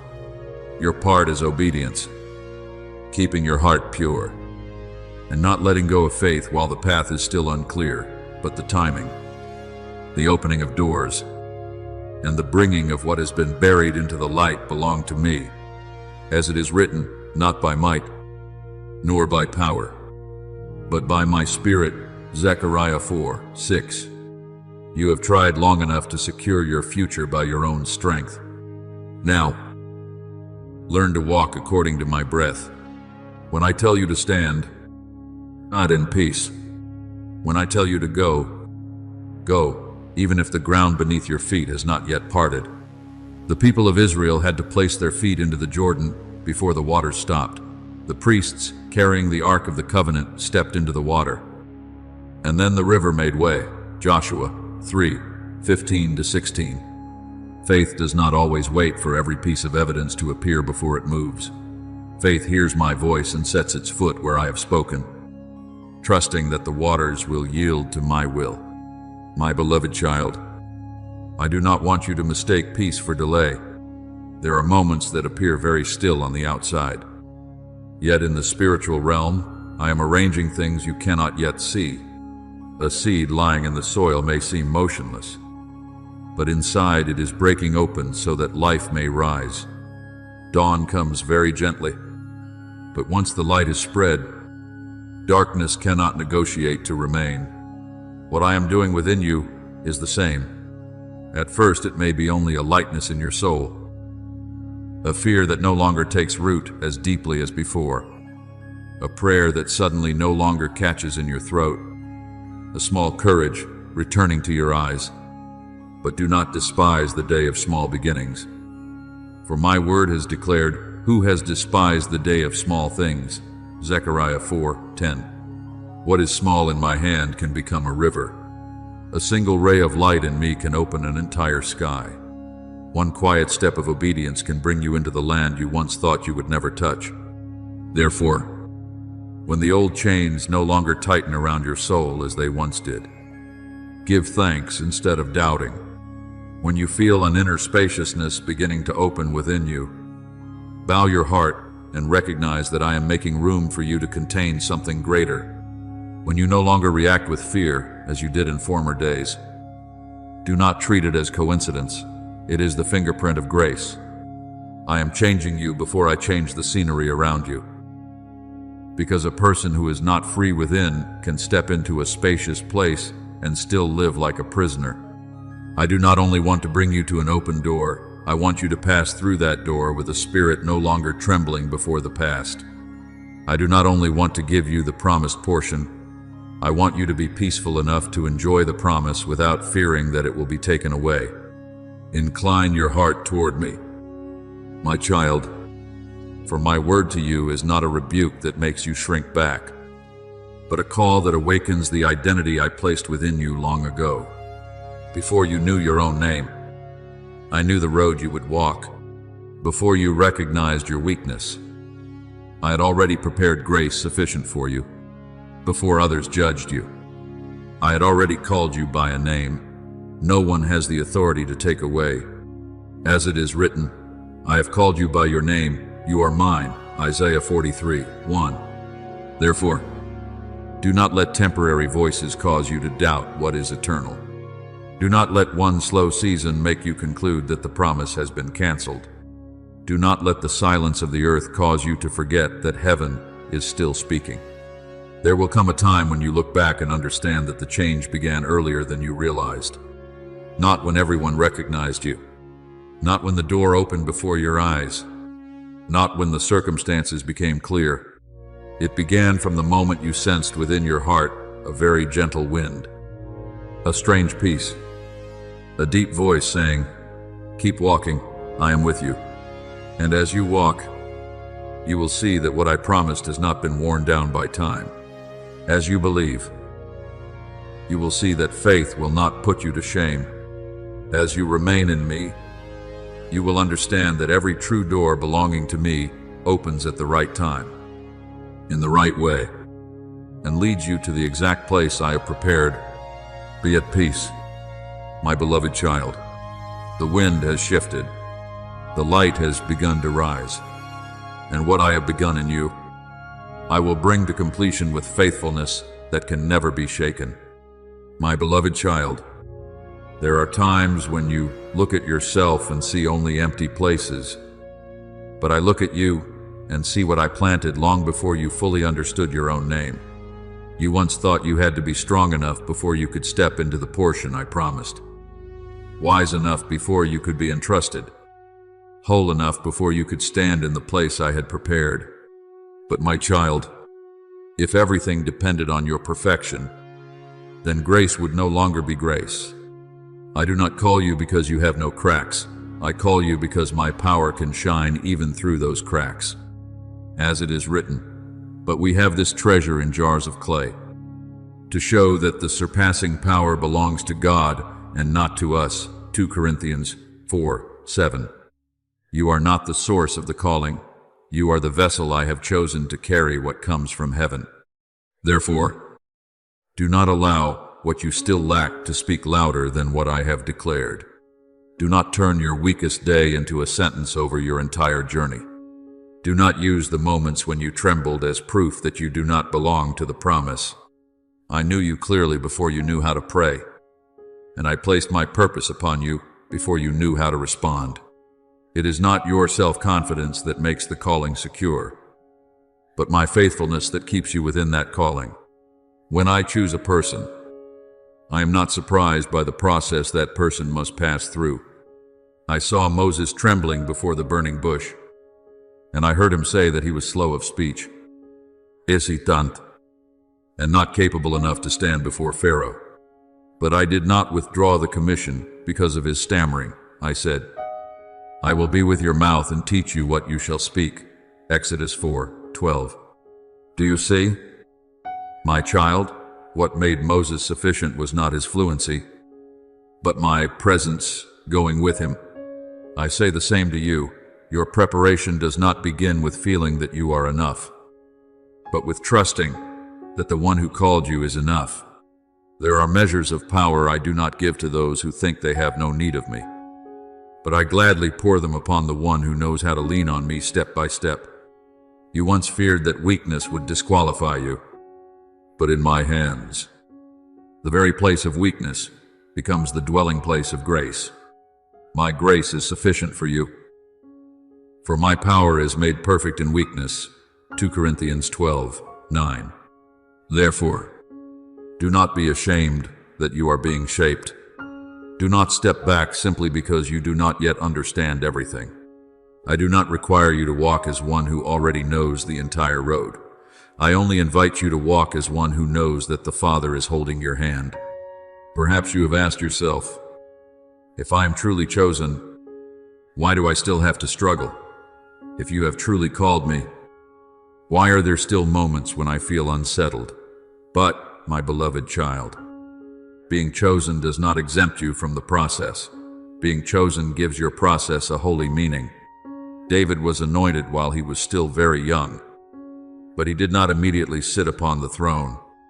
He still returned to the pasture, still faced Goliath, still had to pass through caves, misunderstanding, pursuit, and long nights when I alone was his refuge. Yet the oil upon his head never dried up in the seasons when he was hidden. What I had placed upon him continued to operate quietly until the day the throne opened at the appointed time. In the same way, you may still be in a familiar pasture, but do not think heaven has forgotten the seal upon you. What I have placed within you is not canceled, simply because your circumstances have not yet called it by name. Let your heart be released from the burden of having to prove yourself. You do not need to fight to be seen. You do not need to strain to become worthy of what I have given by grace. As I have spoken, you did not choose me, but I chose you and appointed you, that you should go and bear fruit. John 15:16. You were chosen not to stand still in insecurity, but to bear fruit in union with me. That fruit does not come from tension, but from abiding. No branch forces itself to bear fruit through anxiety. It simply remains in the vine. When you abide in me, what I have placed within you will grow in its proper season. When you cling to me, the part of you that seemed dry will receive the flow of life again. And now, I want you to remember one more thing. My seal is not as fragile as the opinions of people. What others do not see in you, I still see. What others underestimate, I can still lift up at the right time. Gideon once hid in the winepress because he feared the enemy. Yet my angel called him a mighty man of valor before he felt mighty and courageous. Judges 6:12. I called him according to what I had placed within him, not according to his temporary appearance of fear. The same is true of you. I do not call you according to your wounds. I call you according to my purpose. I do not call you according to your past. I call you according to the future I have already illuminated. You may be trembling, but my word remains firm. You may not yet see yourself as I see you, but that does not make my vision wrong. Therefore, rise in the gentleness of faith. Do not rise as one who must prove that you are not weak. Rise as one who knows your Father is strong. Do not keep walking because you are no longer afraid. Keep walking because even while you still tremble, you trust that I am with you. Your maturity is not the day you no longer need me, but the day you know you need me deeply, peacefully, and without shame. I do not give you authority so that you may separate from me. I give you authority so that you may grow in union with me.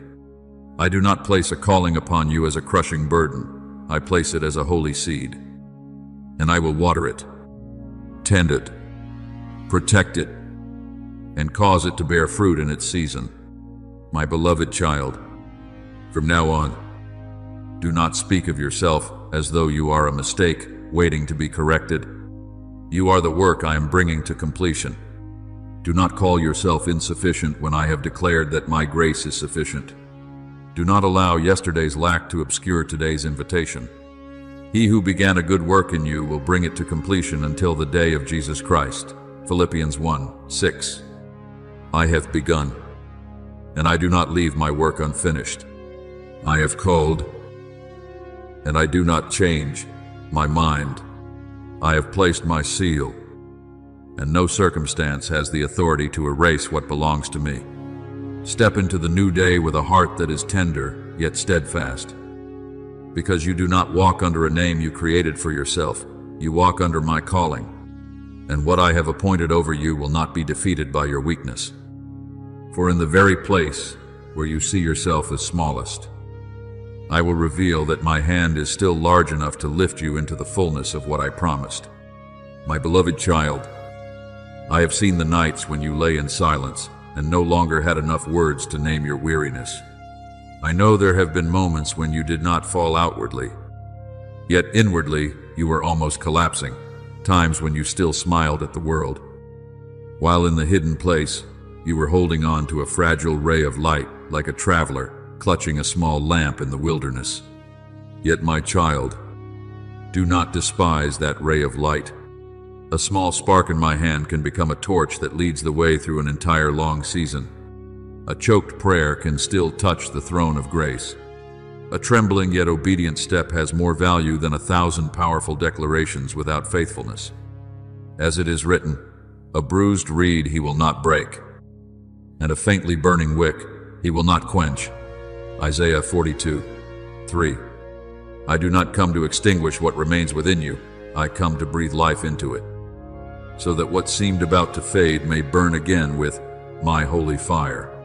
Perhaps you have thought weakness was a sign that you were falling behind, but I want you to look deeper with the eyes of faith.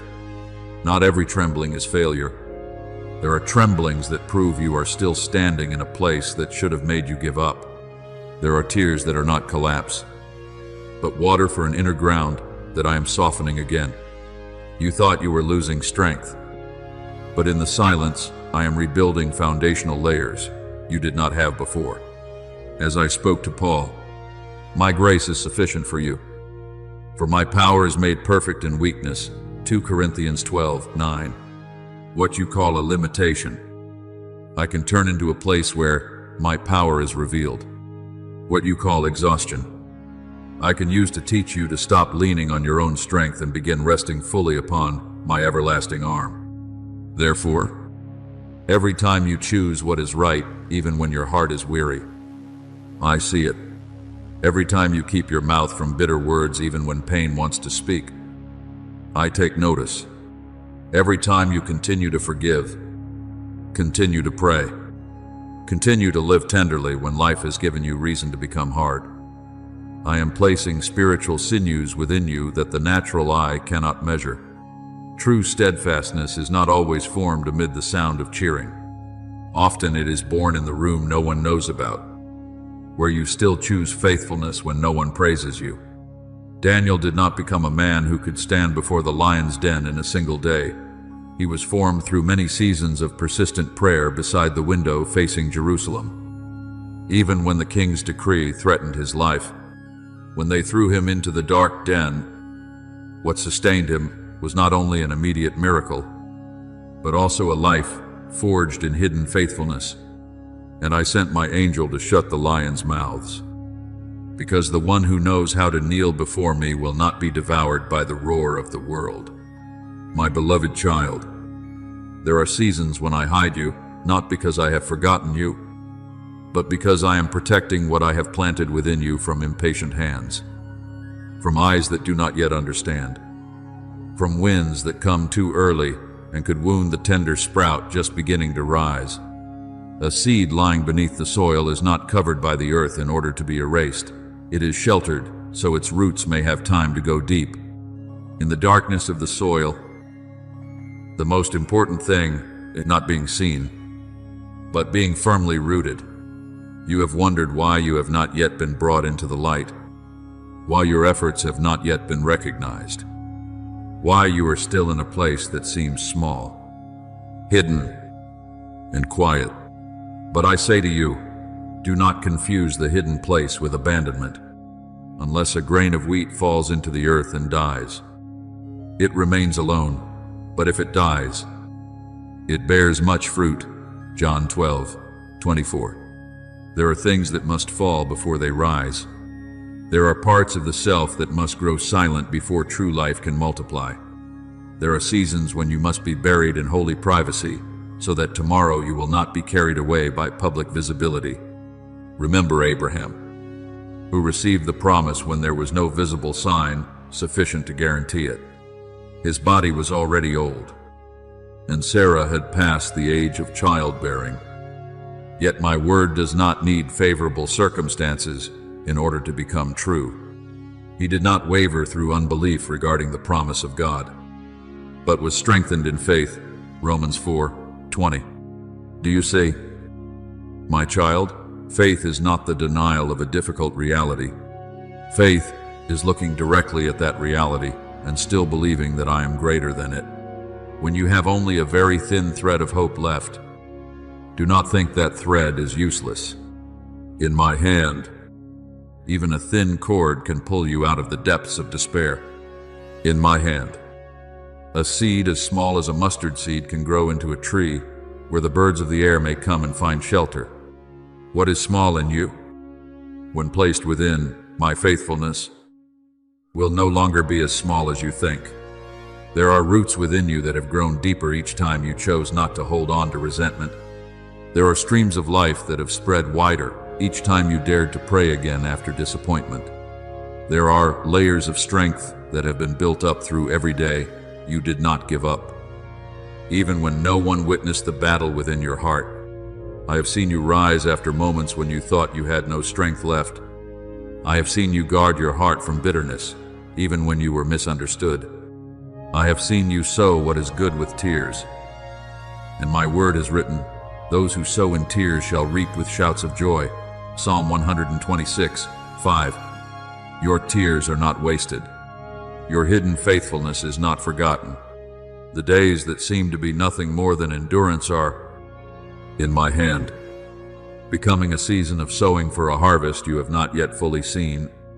Then, when the new season opens, you will understand why I did not hurry to remove you from every difficult place.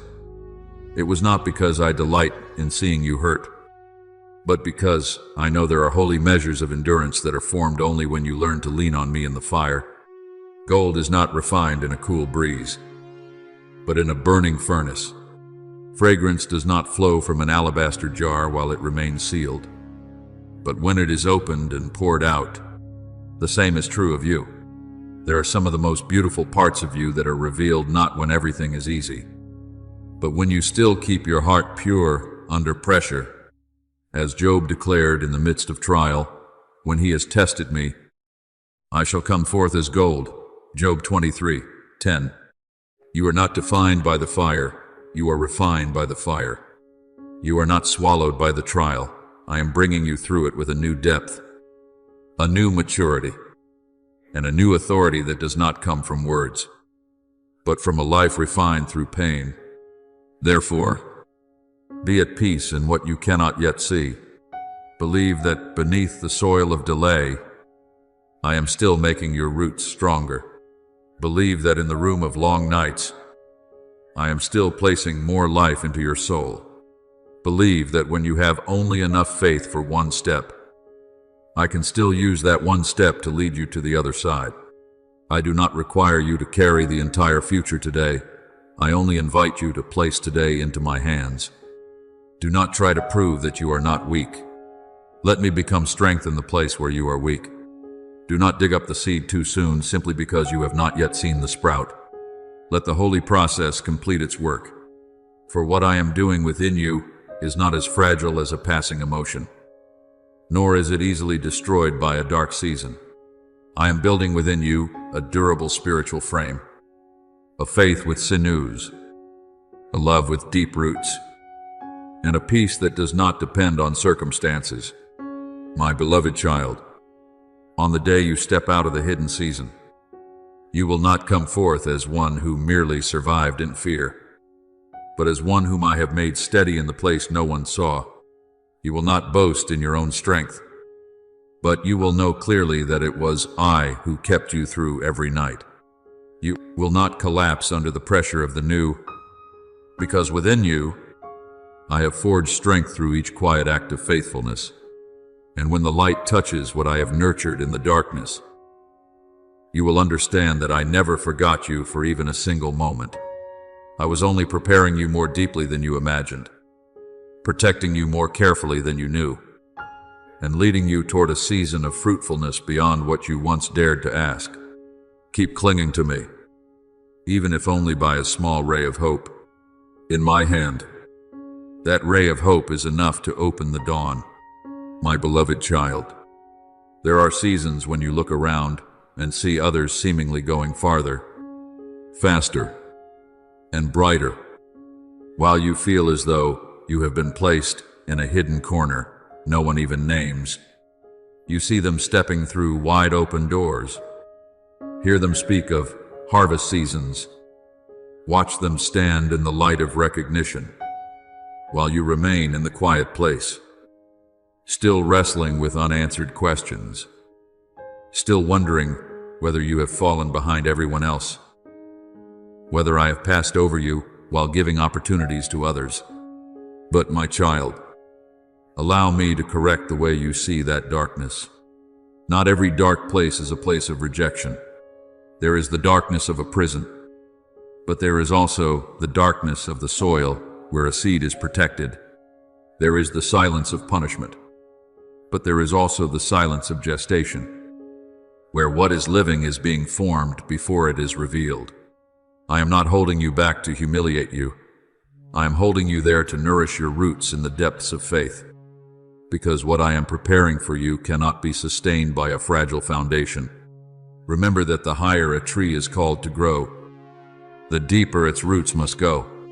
If you only long to be seen quickly, lifted quickly, and placed quickly into a spacious place, yet within you there is not enough strength to withstand the wind, the very thing you prayed for could cause you to topple.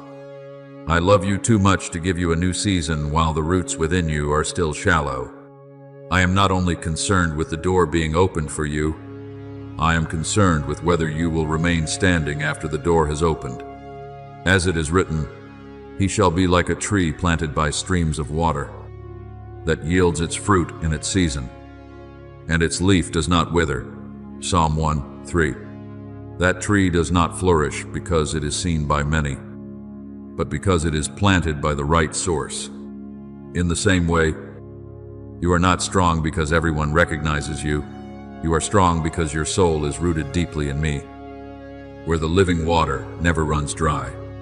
Therefore, do not draw hasty conclusions about your life simply because you are in a hidden chapter. What is concealed today may be the very thing I am protecting from winds that would come too soon. The days when no one sees you are not meaningless days. It is there that I teach you how to pray when there is no applause, how to remain faithful when there is no immediate reward, how to keep walking when only my word is the lamp for your feet. Your word is a lamp to my feet and a light to my path. Psalm 119, 105. That lamp does not always illuminate the whole long road. Often it gives enough light for only one step. But my beloved child, one step in, my light is safer than 1,000 steps in human haste. If I show you only enough to walk today, then walk with me today. Tomorrow will have the light appointed for tomorrow. I am not ashamed of your tears. So why are you ashamed of them? I do not despise the hours when you tremble. So why do you condemn yourself? Your tears do not make you less spiritual. They prove that your heart is still tender before me. There are tears that wash away layers of dust that words cannot reach. There are weak nights that become altars, where you no longer bring me a false image of strength, but bring me yourself in naked honesty. And I love that truth. As it is written, the Lord is near to the brokenhearted and saves the crushed in spirit. Psalm 34:18. I am not far from you when you cry. I do not turn my face away when you are weary. I bend closer, because in the place your heart thinks is shattered, I can plant the seeds of true endurance. You once thought strength meant never falling, never fearing, never wavering. But I say to you, Strength in my kingdom is not a face without tears, but a heart that still chooses me in the midst of tears. Strength is not the absence of feeling the wind. It is being rooted so deeply that the wind cannot pull you away from me. Strength is not your ability to make yourself hard. It is knowing how to lean on me when you no longer have enough strength in yourself. When Peter walked on the sea, he became afraid when he saw the strong wind, and he began to sink. But what must be remembered is not only that he sank. What must be remembered is that he cried out, "Lord, save me." And immediately I reached out my hand and took hold of him. Matthew 14:30-31. Do you see? My child, a sinking person who knows how to cry out to me is still closer to a miracle than someone standing on the shore without faith. If you have trembled, feared, or run out of breath, that does not cancel your journey. As long as you reach your hand toward me, I will still take hold of you.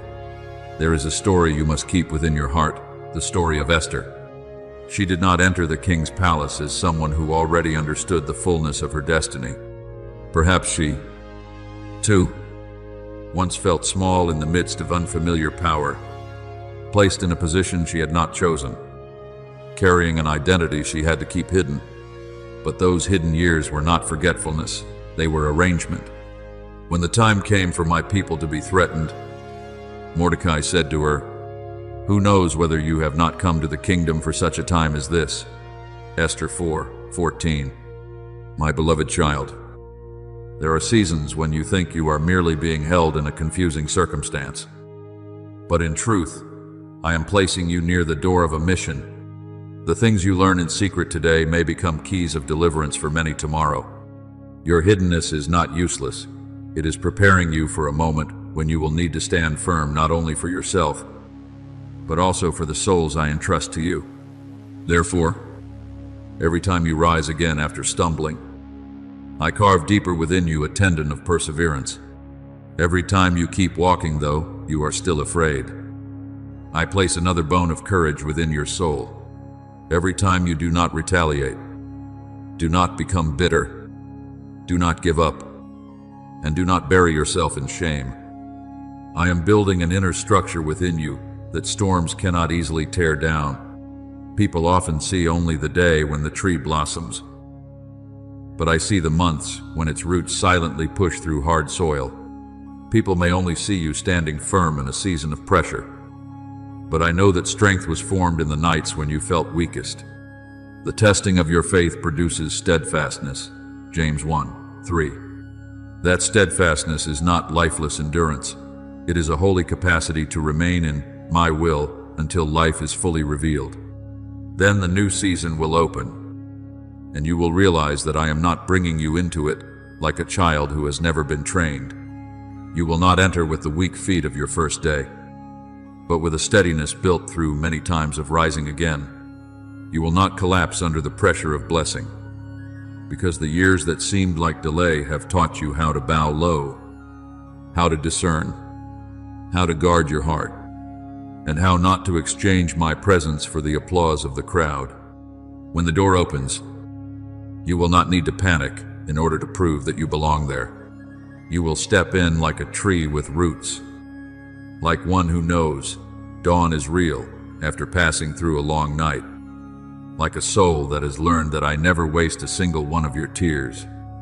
Therefore, let peace replace the feeling of being left behind. You are not falling behind, you are being rooted deeply. You are not forgotten, you are being preserved. You are not being delayed without meaning. You are being prepared for the weight of what is coming. Do not envy the light of others, because the light appointed for you also has its time. Do not dig up your roots to see whether they have grown. Remain in me, and the growth will reveal itself in due season. Be steadfast, immovable, always abounding in the work of the Lord, knowing that your labor in the Lord is not in vain. 1 Corinthians 15:58. Not one faithful night of yours is wasted. Not one trembling step is despised. Not one tear falls outside my remembrance. I am building within you a firm inner frame, a spirit with depth, a faith that can withstand strong winds. And when the day comes for you to stand in the middle of the new season, you will understand that the very darkness you once feared was the place where I quietly nourished the strength that would help you stand firm in the light. My beloved child, be still for a moment and recognize that this hour is no longer the hour of your old endurance. A very holy threshold is opening within your soul, where the night has not completely vanished, yet the light has begun to touch the edge of the sky. Do not fear that dim moment, because dawn always carries within itself both the traces of the night and the promise of the day. I do not require you to see everything clearly before you believe. I invite you to recognize the first light and walk toward it. As it is written, the path of the righteous is like the light of dawn, which shines brighter and brighter until full day. Proverbs 4:18. You are not standing in an abandoned ending. You are standing in a transition of seasons. What once was a trial, I am turning into a step beneath your feet. What once wounded you, I am turning into depth. What you thought was merely endurance, I have used to prepare you for a destiny you have not yet been brave enough to name. There were days when you thought you were merely surviving hour by hour. But I want you to understand, you were not only surviving, you were being refined, preserved, shaped, and sheltered in my hand. Every seed you sowed in tears did not fall into meaningless emptiness. Every prayer you uttered in weariness did not dissolve into the wind. Every time you chose what was right when your heart wanted to give up. Every time you guarded your heart from bitterness when no one knew you were hurting. I held it all. Those who sow in tears shall reap with shouts of joy. Psalm 126:5. You sowed in seasons without applause, in rooms no one witnessed, in nights when only I heard your sighs. And I say to you today, the harvest does not forget the sower. The light does not forget the seed. I do not forget you. Therefore, when the door of the new season begins to open, do not step into it as one carrying pride, nor as one still afraid of being unworthy. Step into it as one who is grateful. Grateful that I did not allow you to fall apart in the long night. Grateful that I did not entrust you with something great before your heart was soft enough to hold it. Grateful that the delays were not rejection, but protection. I did not only prepare the destination for you, I prepared you for that destination. As it is written, the Lord will fulfill his purpose for me. Psalm 138:8. What belongs to you and me does not need to be seized through tension. It will come through my arrangement, so that when you receive it, you will not bow your head before your own achievement, but bow your heart before my grace. I know you have passed through a kind of loneliness that is difficult for others to understand. Loneliness is not always an empty room or a table with no one sitting beside you. There is a deeper loneliness when your soul carries a calling that no one else has yet recognized, when you are in the middle of a crowd and still feel as though you are hearing a sound from a place they cannot hear, when you smile, work, converse, and remain present. Yet within you, there is a quiet sanctuary where you can meet only me. Others see your surface, but I see your depth. Others hear your words, but I hear the breaths you have not yet been able to turn into speech. And I want you to know this, that silence does not make you strange in my eyes. It is the place where I have hidden a holy part of you from the noise that would dilute your calling. You have wondered why you cannot easily compromise with the things others call normal, why there are paths that seem convenient, yet your heart still has no peace, why there are choices considered good enough, yet deep within you still hear a higher call. My beloved child, that is not the finickiness of your soul. It is the trace of what I have placed within you. When I call someone to something deeper, that person cannot live forever in shallowness without feeling pain. When I place a fire within you, You cannot remain a lasting companion of ashes. As it is written, "Before I formed you in the womb, I knew you. And before you were born, I consecrated you." Jeremiah 1:5. You did not create that calling yourself. I placed it within you beforehand, and because it comes from me. The world cannot explain it by ordinary measures. Remember Samuel when he was still a child in the temple. At first, he did not understand where that calling was coming from. He heard someone calling his name in the night, and he ran to Eli, thinking it was a human voice. But it was not Eli who called, it was I. And the Lord came and stood, calling as at other times, "Samuel, Samuel," at Samuel tree, T. Do you see? My child, there are calls that at first confuse you because they do not sound like the familiar voices of people. There are things I place within you that even those around you may need time to recognize. But just because you do not yet fully understand does not mean the calling is not real. Just because others have not yet seen it does not mean I have not spoken. Samuel learned to say, "Speak, for your servant is listening." In the same way, instead of running everywhere in search of confirmation, be still before me and say, "Father, I am listening." From that place, you will understand that your loneliness is not a sentence, but a room of formation.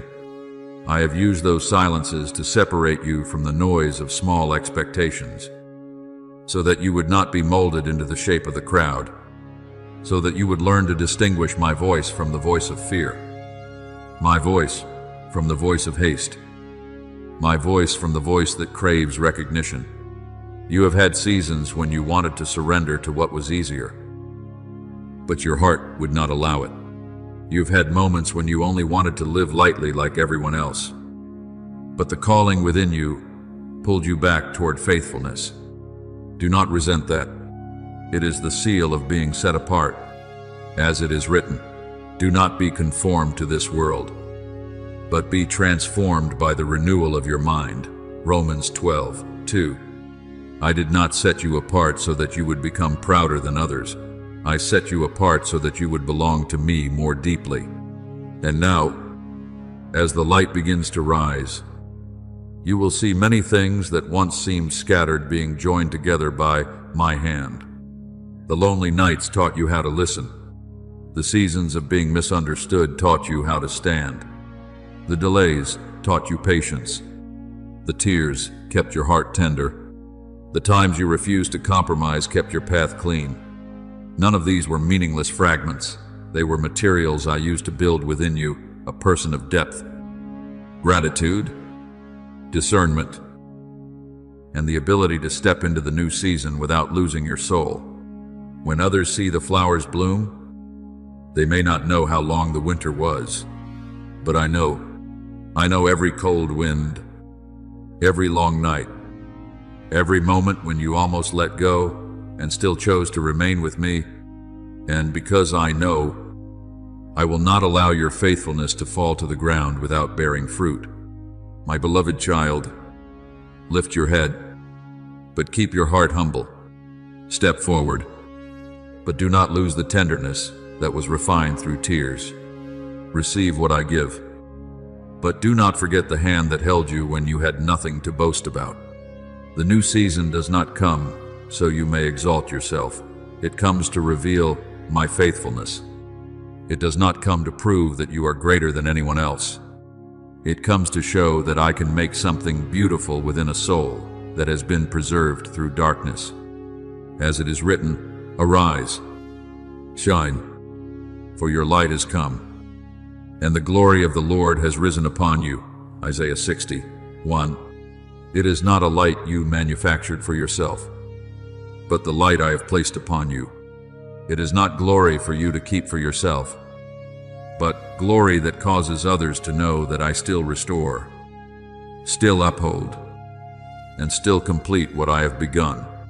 Therefore, do not fear the dawn simply because it is not yet fully bright. Do not doubt the calling simply because it once made you lonely. Do not be ashamed that you cannot live a shallow life when I have placed depth within you. What you sowed in secret, I am calling into the light. What you guarded in faithfulness, I am causing to bloom in its proper season. What you thought had been buried is becoming the root of a new steadiness. Keep walking, my beloved child, with a heart made whole in me. The night is no longer a prison holding you captive. It has become the place where I prepared you. And as the new day opens wide before you, you will not step into it as someone who was accidentally rescued from the night, but as one whom I led through the night to carry light with a mature, grateful spirit that belongs wholly to me. My beloved child, daybreak is not pure darkness, nor is it the full brightness of noon. It is the moment when two realities touch, where the night still leaves a faint trace across the sky. Yet the light has already begun to declare its rule. And you are in such a moment. You no longer belong to the night as you once did.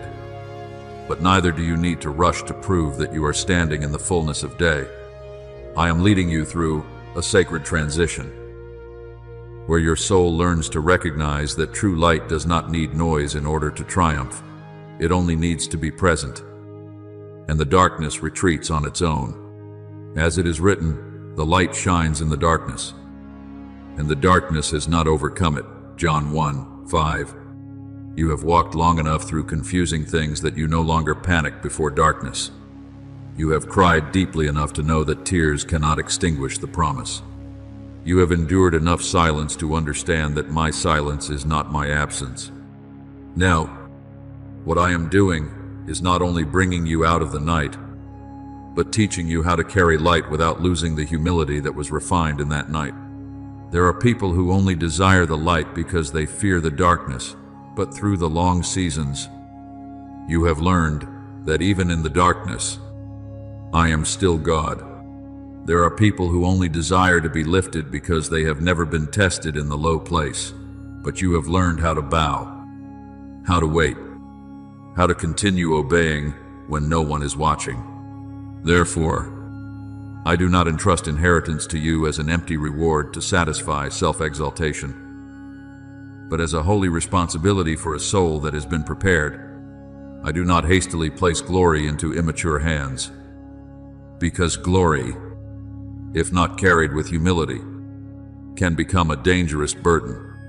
Yet I also do not withhold what belongs to you when the time has fully matured. As it is written, the heir, as long as he is a child, is no different from a slave, though he is the owner of everything. Galatians 4:1. The inheritance is real, but the timing of receiving it must come with maturity. I have not denied your portion. I have only been growing you enough to hold that portion without being corrupted by it. Understand this, my child. Maturity is not the moment when you no longer have emotions, but the moment when emotions no longer rule over you. Maturity is not the moment when you no longer desire to be seen, but the moment when you refuse to sell your soul in order to be seen. Maturity is not the moment when you no longer feel afraid, but the moment when you learn to place your fear beneath my word. You have walked through seasons when even you could not understand why your heart could no longer return to the old things. Places that were once familiar suddenly became too narrow. Conversations that were once easy suddenly no longer nourished your soul. Choices that seemed ordinary began to awaken a very deep warning within you. Do not be afraid of that feeling. It is not proof that you are lost. It is a sign that you are being drawn out of the old garment. No one puts new wine into old wineskins. Mark 2:22. I am renewing your capacity so that what I am about to entrust to you will not cause you to break because you were unprepared. Therefore, do not treat your loneliness as a sentence. There is a kind of loneliness born from wounding, but there is also a kind of loneliness born from being set apart. I do not desire for you to live isolated in bitterness, but I may allow you to pass through seasons when few understand you, so that your ears may become more sensitive to my voice than to the crowd. You have not been forgotten among the multitude. You have been separated from the noise so you can hear clearly what belongs to your destiny. Remember John the Baptist, who grew up in the wilderness until the day he was revealed to Israel. The wilderness was not the place where he was excluded from the plan. The wilderness was the place where his voice was purified, so that when the time came for him to cry out, an entire nation was called to prepare the way of the Lord. As it is written, the voice of one crying in the wilderness, "Prepare the way of the Lord, make his path straight." Matthew 3:3. Do you say, "My child, the desolate place does not weaken the calling. If I am in it, the desolate place can make the calling more refined, sharper, and more aligned with its appointed season."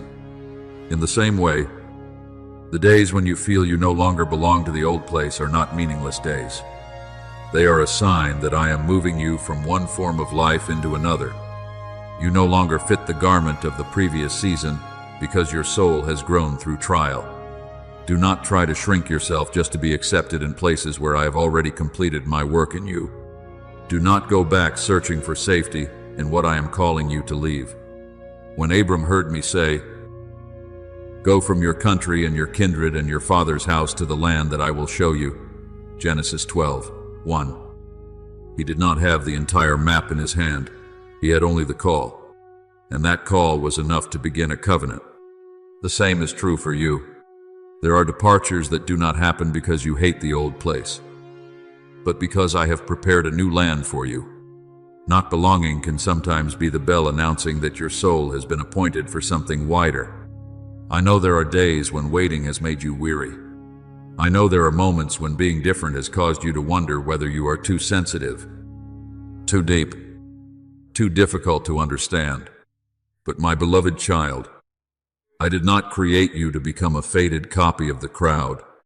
I placed within you a distinct seal, a distinct rhythm of hearing, a distinct depth, not so that you would become proud, but so that you would remain faithful to the portion entrusted to you. When people do not understand your caution, I understand. When they do not understand why you cannot compromise, I understand.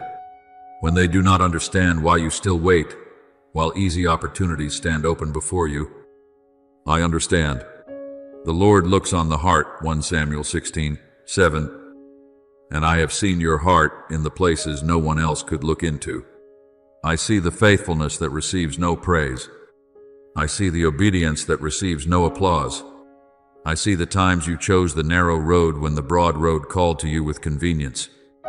Therefore, when the hour I have appointed comes, you will no longer see the years of waiting as empty spaces that were lost. You will recognize them as chapters written in invisible ink, becoming clear only when the light of the right season shines upon them. Every time you had to stand apart in order to keep your heart clean. Every moment you felt so different that you did not know whom to speak to. Every night you told me that you did not understand, but still wanted to obey. All of it has been woven into the garment of your destiny. I do not waste a single season.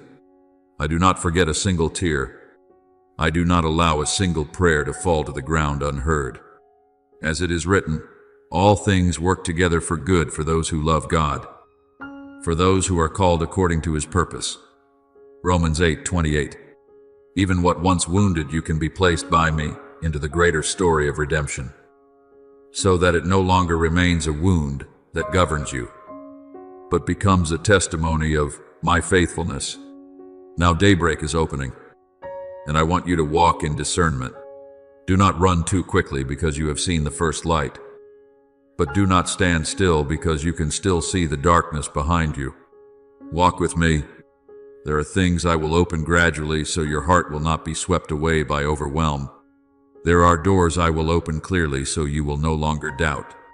There are people I will place along your journey, not to define your worth, but to carry the work of the new season with you.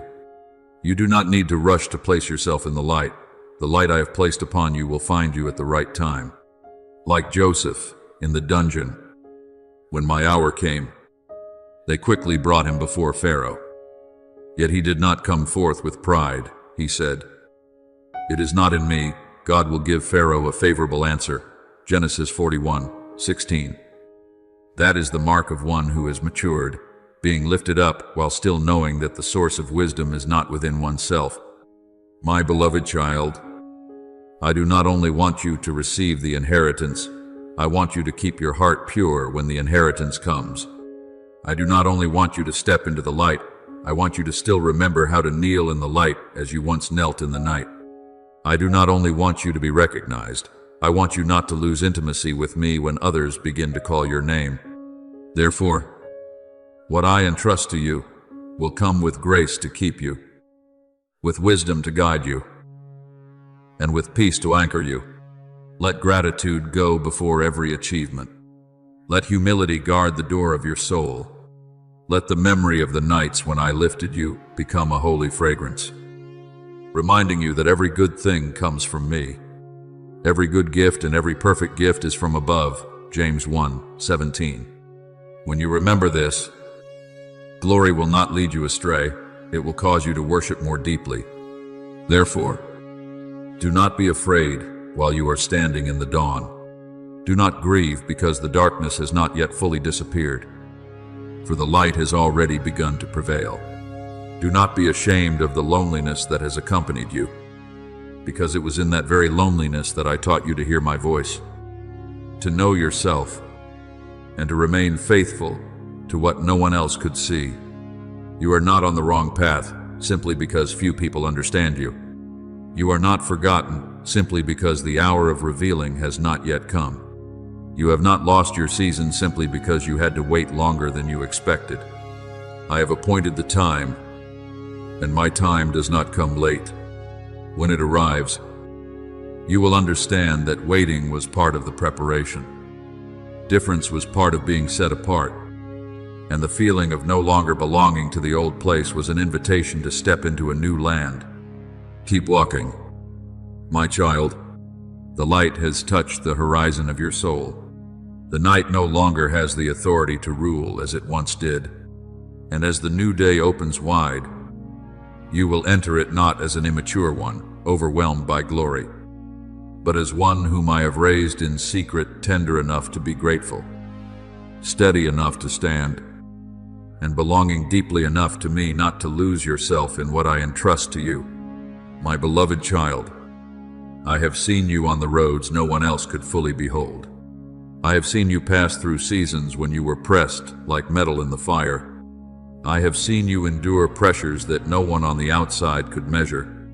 I have seen days when you seemed to have only enough strength left to breathe, yet you still did not allow your heart to become bitter.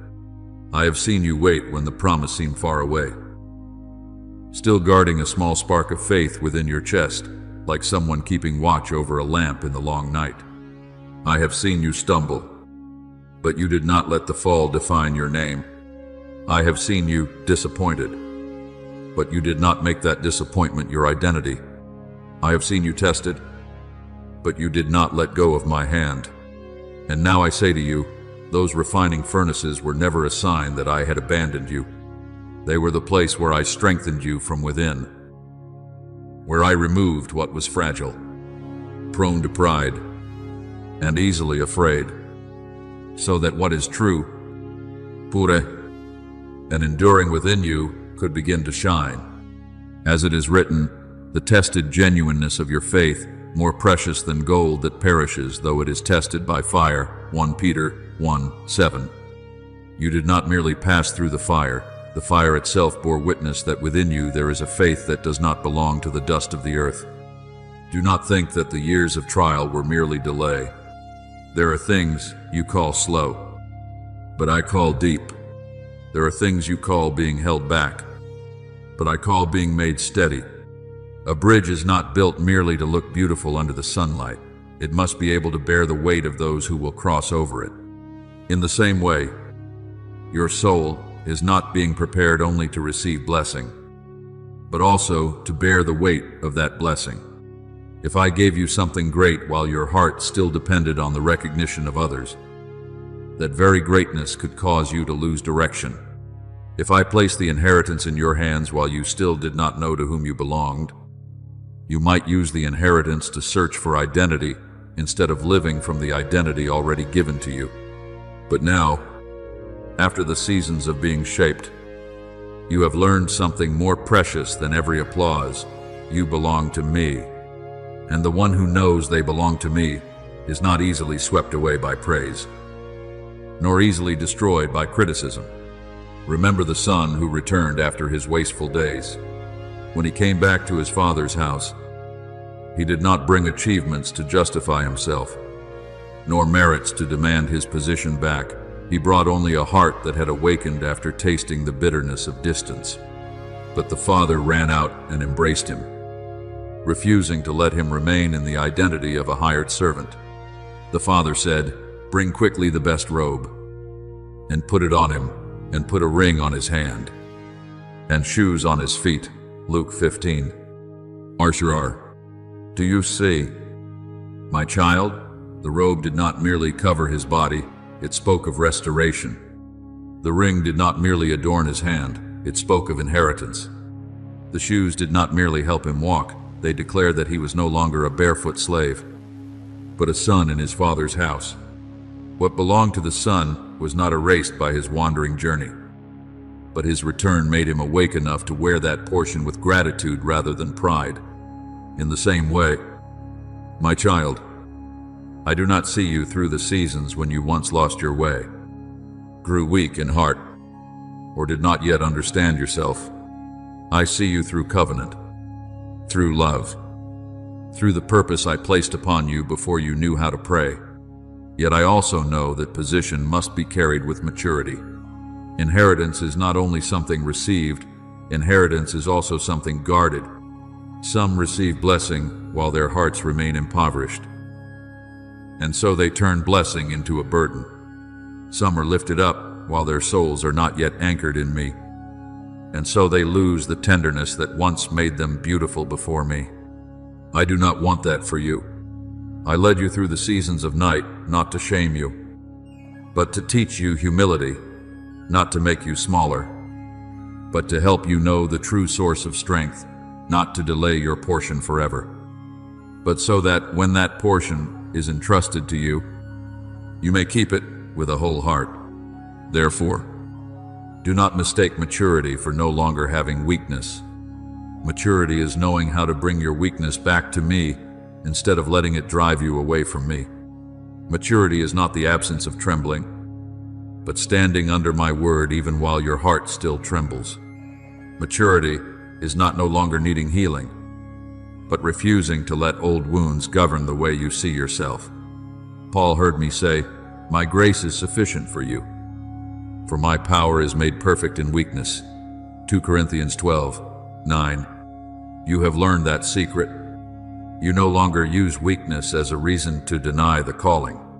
You have begun to understand that in the very place where you lack, I can reveal my sufficiency.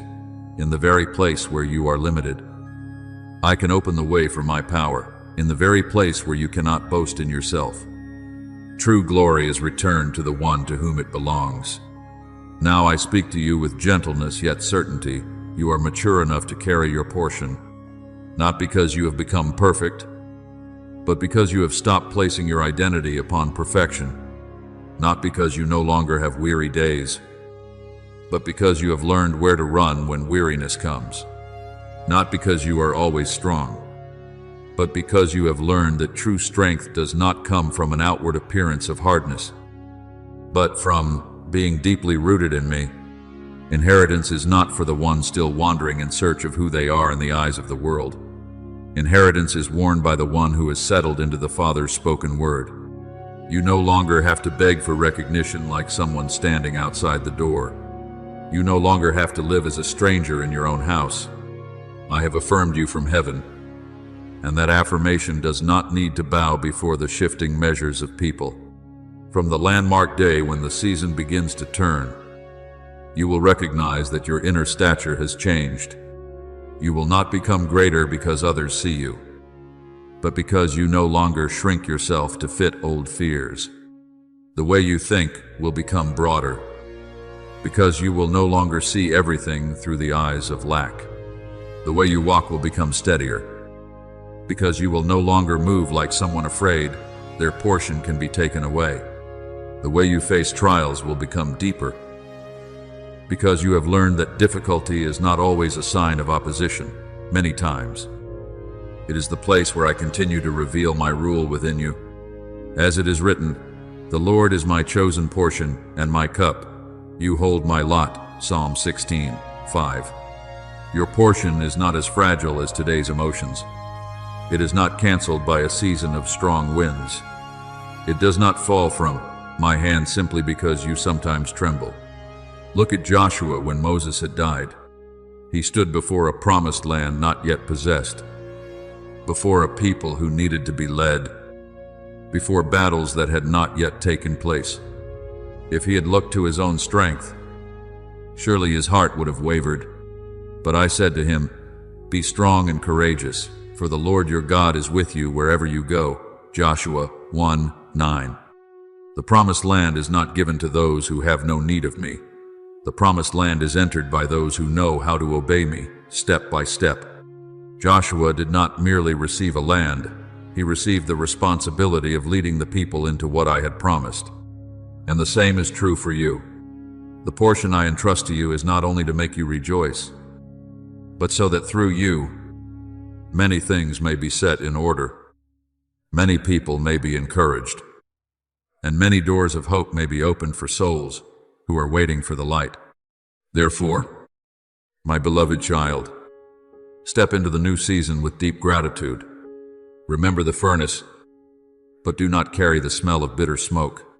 Remember the tears, but do not let the tears become chains. Remember the times I kept you when no one knew, so that when others see you standing firm, you will still know that you stand because of my hand. Do not fear the inheritance because you think it is too great. I do not entrust without also sustaining. Do not fear the glory because you think it will lead you astray. If you remain in me, glory will not make you proud, but will cause you to worship more deeply. What I have prepared for you does not come to replace me in your heart, but to reveal that I am a faithful Father, the one who knows when to refine, when to preserve, when to open, and when to entrust. Lift your head, my child. Your portion is guarded in my hand. And now you do not enter as one still searching for identity, but as one who knows you are a child, an heir, a soul affirmed by heaven and sent forth in my peace. My beloved child, let your heart settle into this understanding. The authority I give is not a burden that forces you to strain, nor a heavy garment that requires you to prove yourself before others. True authority in me is not loud, not harsh, and does not need to build a stage for itself in order to be seen. It is like the morning light, not arguing with darkness, but simply appearing until the darkness retreats on its own. It is like a river quietly flowing through dry land, not needing to announce its strength, yet still causing life to rise. Do not confuse delegated authority with the pressure to perform. The one who has not settled in me will use a loud voice to hide insecurity, but the one who knows they have been sent by me will carry a deep peace, because they do not act from a need to be recognized, but from an affirmation that has already come from heaven. As it is written, the surpassing power belongs to God and not to us. 2 Corinthians 4:7. You are only the vessel, but within you is something that belongs to me. Therefore, your value does not come from the shape of the vessel, but from the treasure I have placed inside. Remember that authority in my kingdom does not operate like the power of the world. The world often seeks control in order to feel strong, imposes itself in order to be obeyed, and craves recognition in order to believe it has worth. But the authority I give does not need to step on anyone in order to stand firm. It does not take away another person's breath. It opens a way for others to live. It does not make you distant, cold, or higher than your brothers and sisters. It makes you steadier, wiser, and more full of mercy. When Jesus walked among the crowds, he did not need to put on a display for people to know he had authority. With one word, the storm became still. With one touch, the sick were healed. With one look, those pushed to the margins felt called back into life. As it is written, he taught as one who had authority, and not as their scribes, Matthew 7:29. That authority did not come from outward performance, but from perfect union with the will of the Father. In the same way, my child, when you walk in the current I have written for your life, you do not need to force influence through tension. The souls searching for a way will sense something in you, even if they cannot yet name it.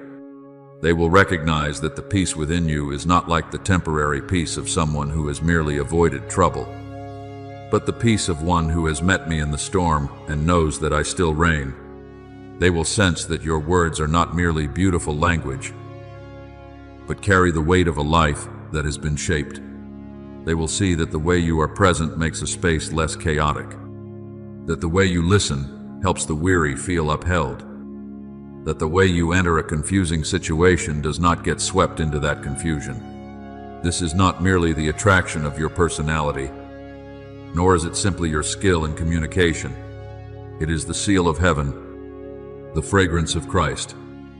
As it is written, for we are the aroma of Christ to God, 2 Corinthians 2:15. When you remain in me, your presence will carry another atmosphere. Therefore, I do not give you authority so that you may lift yourself up, but so that you may restore what has shifted out of holy order. There are territories where I will place your feet not because they are easy, but because they need light. There are conversations I will lead you into, not so you can win an argument, but so you can open a path toward healing. There are environments filled with confusion where I will send you, not so you will be swallowed by chaos, but so you may bring into them another rhythm, another spirit, another order. Just as Joseph entered Egypt not merely to escape the dungeon, but to bring my wisdom into the famine of the nations, just as Daniel stood in a foreign palace not to lose his identity, but to reveal that there is a God in heaven who gives wisdom and unveils hidden mysteries. There is a God in heaven who reveals mysteries, Daniel 2:28. The one who carries true authority does not need to leave every difficult place. They can stand in the midst of it and still not lose their source. Understand that the governance I have appointed for you is not the control of people. I have not called you to rule through fear, manipulation, or pressure. I have called you to govern atmospheres.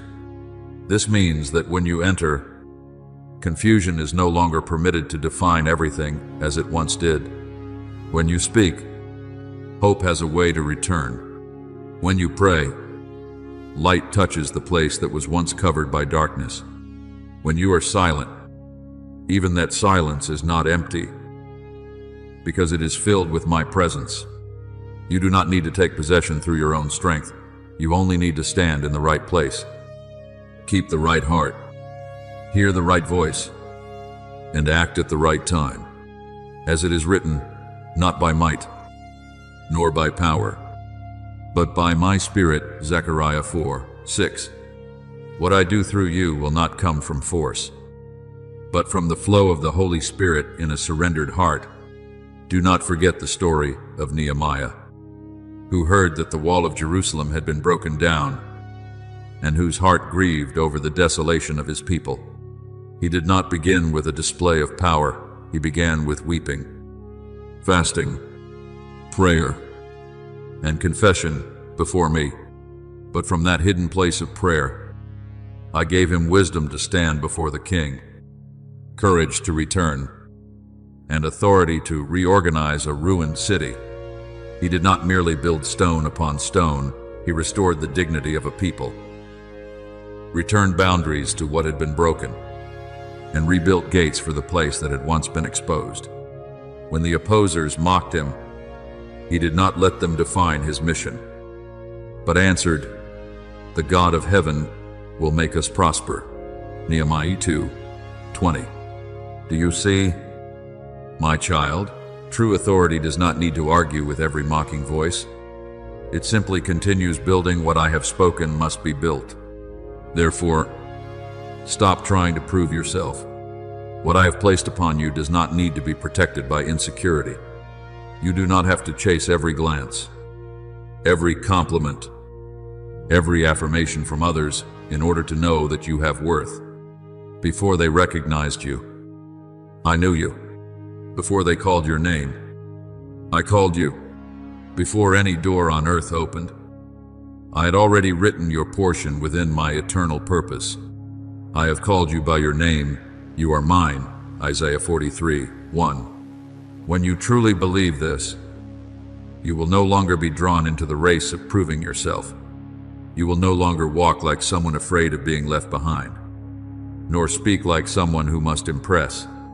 You will walk with steadiness, speak from union, act with discernment, and know when to open, when to close, when to advance, and when to wait.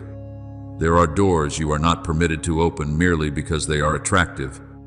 There are places you do not need to enter simply because others expect you to appear. There are words you do not need to answer because not every call comes from me. Mature authority knows that obedience is more precious than being present everywhere. Jesus did not heal everyone according to the pressure of the crowd, but he always did what the Father showed him to do. As he said, the Son can do nothing of his own accord, but only what he sees the Father doing. John 5:19. This is the secret of authority that remains undefiled. It does not operate apart from union. When you open what I tell you to open, life will enter. When you close what I tell you to close, your soul will be protected. When you speak what I place in your heart, that word will carry weight. When you remain silent according to my leading, that silence also becomes a holy act. Then you will see the atmosphere around you change, not because you are trying to control it, but because I have placed within you an order that does not come from the world. Those who are confused will find calm when they are near you. Heavy places will begin to have room to breathe. Conversations that once descended into disorder will be led back toward clarity, not because you are the source, but because you know how to abide in the source, not because you have every answer, but because you carry the presence of the one who knows all things. You will learn to govern through peace, serve with authority, lead with humility, and influence through purity. This is the authority I give, authority to heal, not to wound, authority to uphold, not to oppress, authority to open the way, not to build a throne for the ego. My beloved child, this is your true inheritance, not merely a position, a title, or recognition, but the ability to live under my commission with a peaceful heart. That inheritance cannot be stolen by criticism, cannot be replaced by false brilliance, and cannot be nullified by the delay of circumstances. It is established by me, kept by my hand, and activated by your obedience. Stand in your portion without pride. Step into the place where I send you without fear. Carry light without display. Restore what is distorted without self-exaltation. And remember, the greatest authority is not making others know who you are, but causing the atmosphere around you to recognize that I am present. When you live this way, you do not merely carry authority, you become a holy sign that my kingdom has drawn near, that my order can still return in the midst of chaos, and that a soul who knows it has been commissioned will shake the darkness through my unshakable peace. My beloved child, do not let your heart confuse the growth. I am working within you with the ambition the world often celebrates. The world measures growth by applause, by higher positions, by lights shining upon a name, by how many people see and recognize. But I am not raising you so that you may become imprisoned by the desire to be admired. I am lifting you in depth, where not everyone can see, yet where everything enduring is formed. The maturity I place within you does not begin on a stage. But at the altar, it does not begin with display, but with surrender.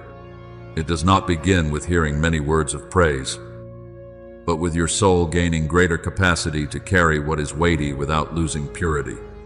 As it is written, until we all attain to the unity of the faith, to mature manhood, to the measure of the stature of the fullness of Christ. Ephesians 4:13. I am not calling you to grow into the shape of the ego. I am calling you to grow into the stature of Christ. Therefore, when you sense that something within you is being enlarged, do not immediately ask whether others can see it.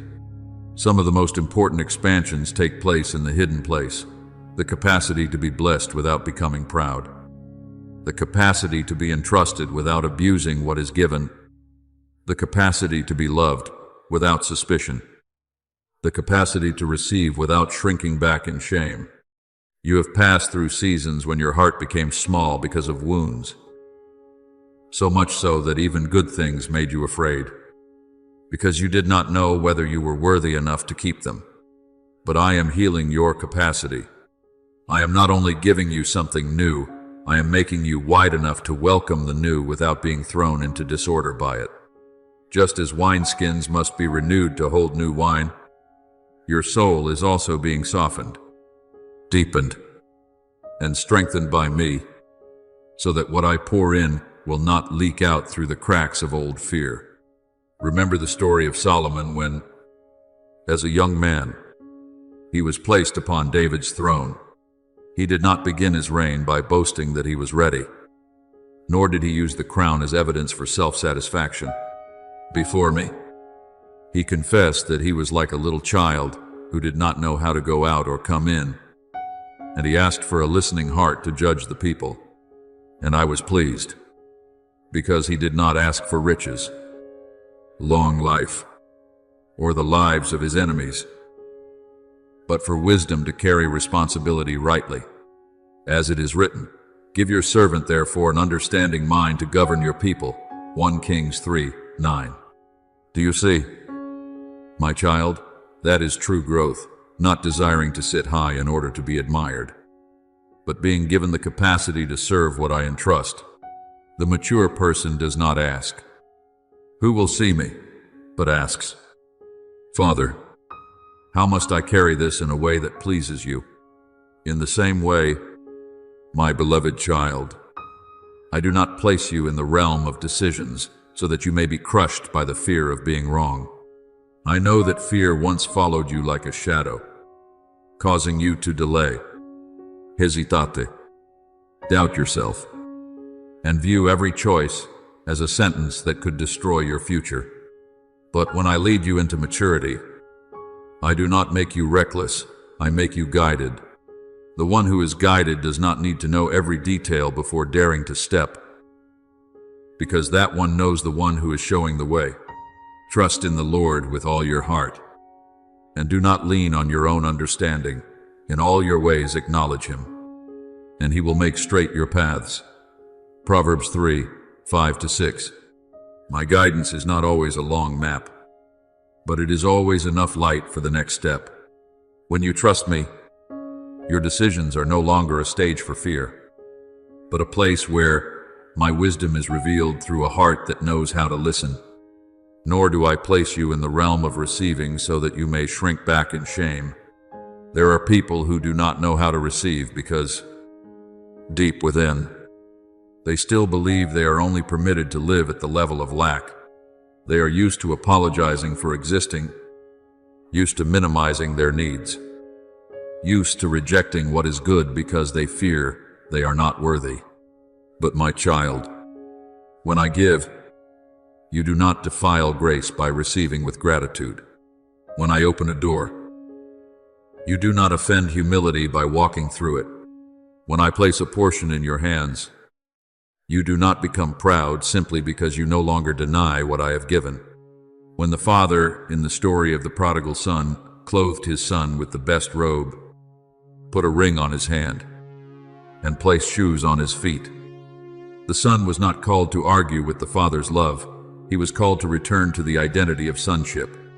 In the same way, You do not receive because you have proven yourself worthy. You receive because I am the Father. And what I give is held within the covenant of my love. True maturity will free you from both extremes. On one side, the ambition that wants to seize everything in order to exalt itself. On the other, the shame that causes you to push away everything I desire to place in your hands. I do not want you to become arrogant, but neither do I want you to remain self-diminishing. Humility is not denying the grace I have given. Humility is recognizing that this grace comes from me and using it according to my will. Moses once avoided the call because he felt he was not enough, but I did not allow his insecurity to rewrite my commission. David was once overlooked among his brothers, but I did not allow human judgment to erase the anointing upon his head. Mary, a young woman who seemed ordinary in the eyes of the world, said, "Behold, I am the servant of the Lord. Let it be to me according to your word." Luke 1:38. That is the heart I seek, not self-exalting, not shrinking back, but open so that my word may find room to take form. My beloved child, when I enlarge your capacity, you will begin to see blessing with different eyes. You will no longer fear what is good as though it were a trap. You will no longer see influence as a danger if your heart remains in me. You will no longer think that every elevation is ambition, because there is an elevation that comes from my own hand so that you may serve more, love more deeply, govern more wisely, and testify more clearly of my faithfulness. Just as Joseph was brought out of the dungeon and placed before Pharaoh's throne, his elevation was not for self-exaltation, but to save many peoples from famine. When he was placed in a high position, he still declared that interpretation and wisdom came from God. That is the mark of one who has capacity, to be entrusted with authority without forgetting the source, to be given influence without losing tenderness, to step into spaciousness while still remembering the days when I kept them in a narrow place. Therefore, do not fear the realm of decision, because I do not leave you alone there. Do not fear the realm of receiving, because I do not give in order to lead you away from me. When you must choose, bring your heart back to my peace, not to the noise of pressure. When you must receive, open your hands with gratitude, not with self-doubt. When you must step into greater responsibility, remember that I do not require you to carry it by your own strength, for it is God who works in you, both to will and to work for his good pleasure. Philippians 2:13. I am working within your desires, within your discernment, within your steps, within your ability to keep your heart from both pride and fear. You do not grow in order to move farther from me. You grow in order to cooperate with me more deeply. Then you will recognize that what I call enlargement does not always make your life louder, but it does make your soul steadier. Others may only see the outward results, but I see what is more precious. You know how to wait instead of rushing, how to receive instead of disqualifying yourself, how to say no to what does not belong to me, how to say yes to what I place before you, how to stand in influence while still preserving worship. This is the stature I am forming within you. This is the capacity of one who is not made intoxicated with self by blessing, nor paralyzed by responsibility. This is holy growth. The more you receive, the more deeply grateful you become, the higher you are placed. The lower your heart bows, the greater your influence becomes, the more you need my presence. Therefore, walk in this season with mature peace. Do not call what I am doing ambition simply because it brings you into a wider space. And do not reject the portion I entrust to you by thinking that false smallness is humility. Let me teach you how to receive without becoming proud, how to decide without trembling, how to influence without manipulating, how to grow without losing simplicity before me. You have been shaped through many seasons, and now I am enlarging your capacity so that blessing will not break you, Responsibility will not frighten you, and glory will not cause you to forget the way back to the altar. Trust me with all your heart. Acknowledge me in every path. I will guide you, keep you, correct you when needed, lift you at the right time, and teach you to carry what I entrust with a heart that belongs wholly to me.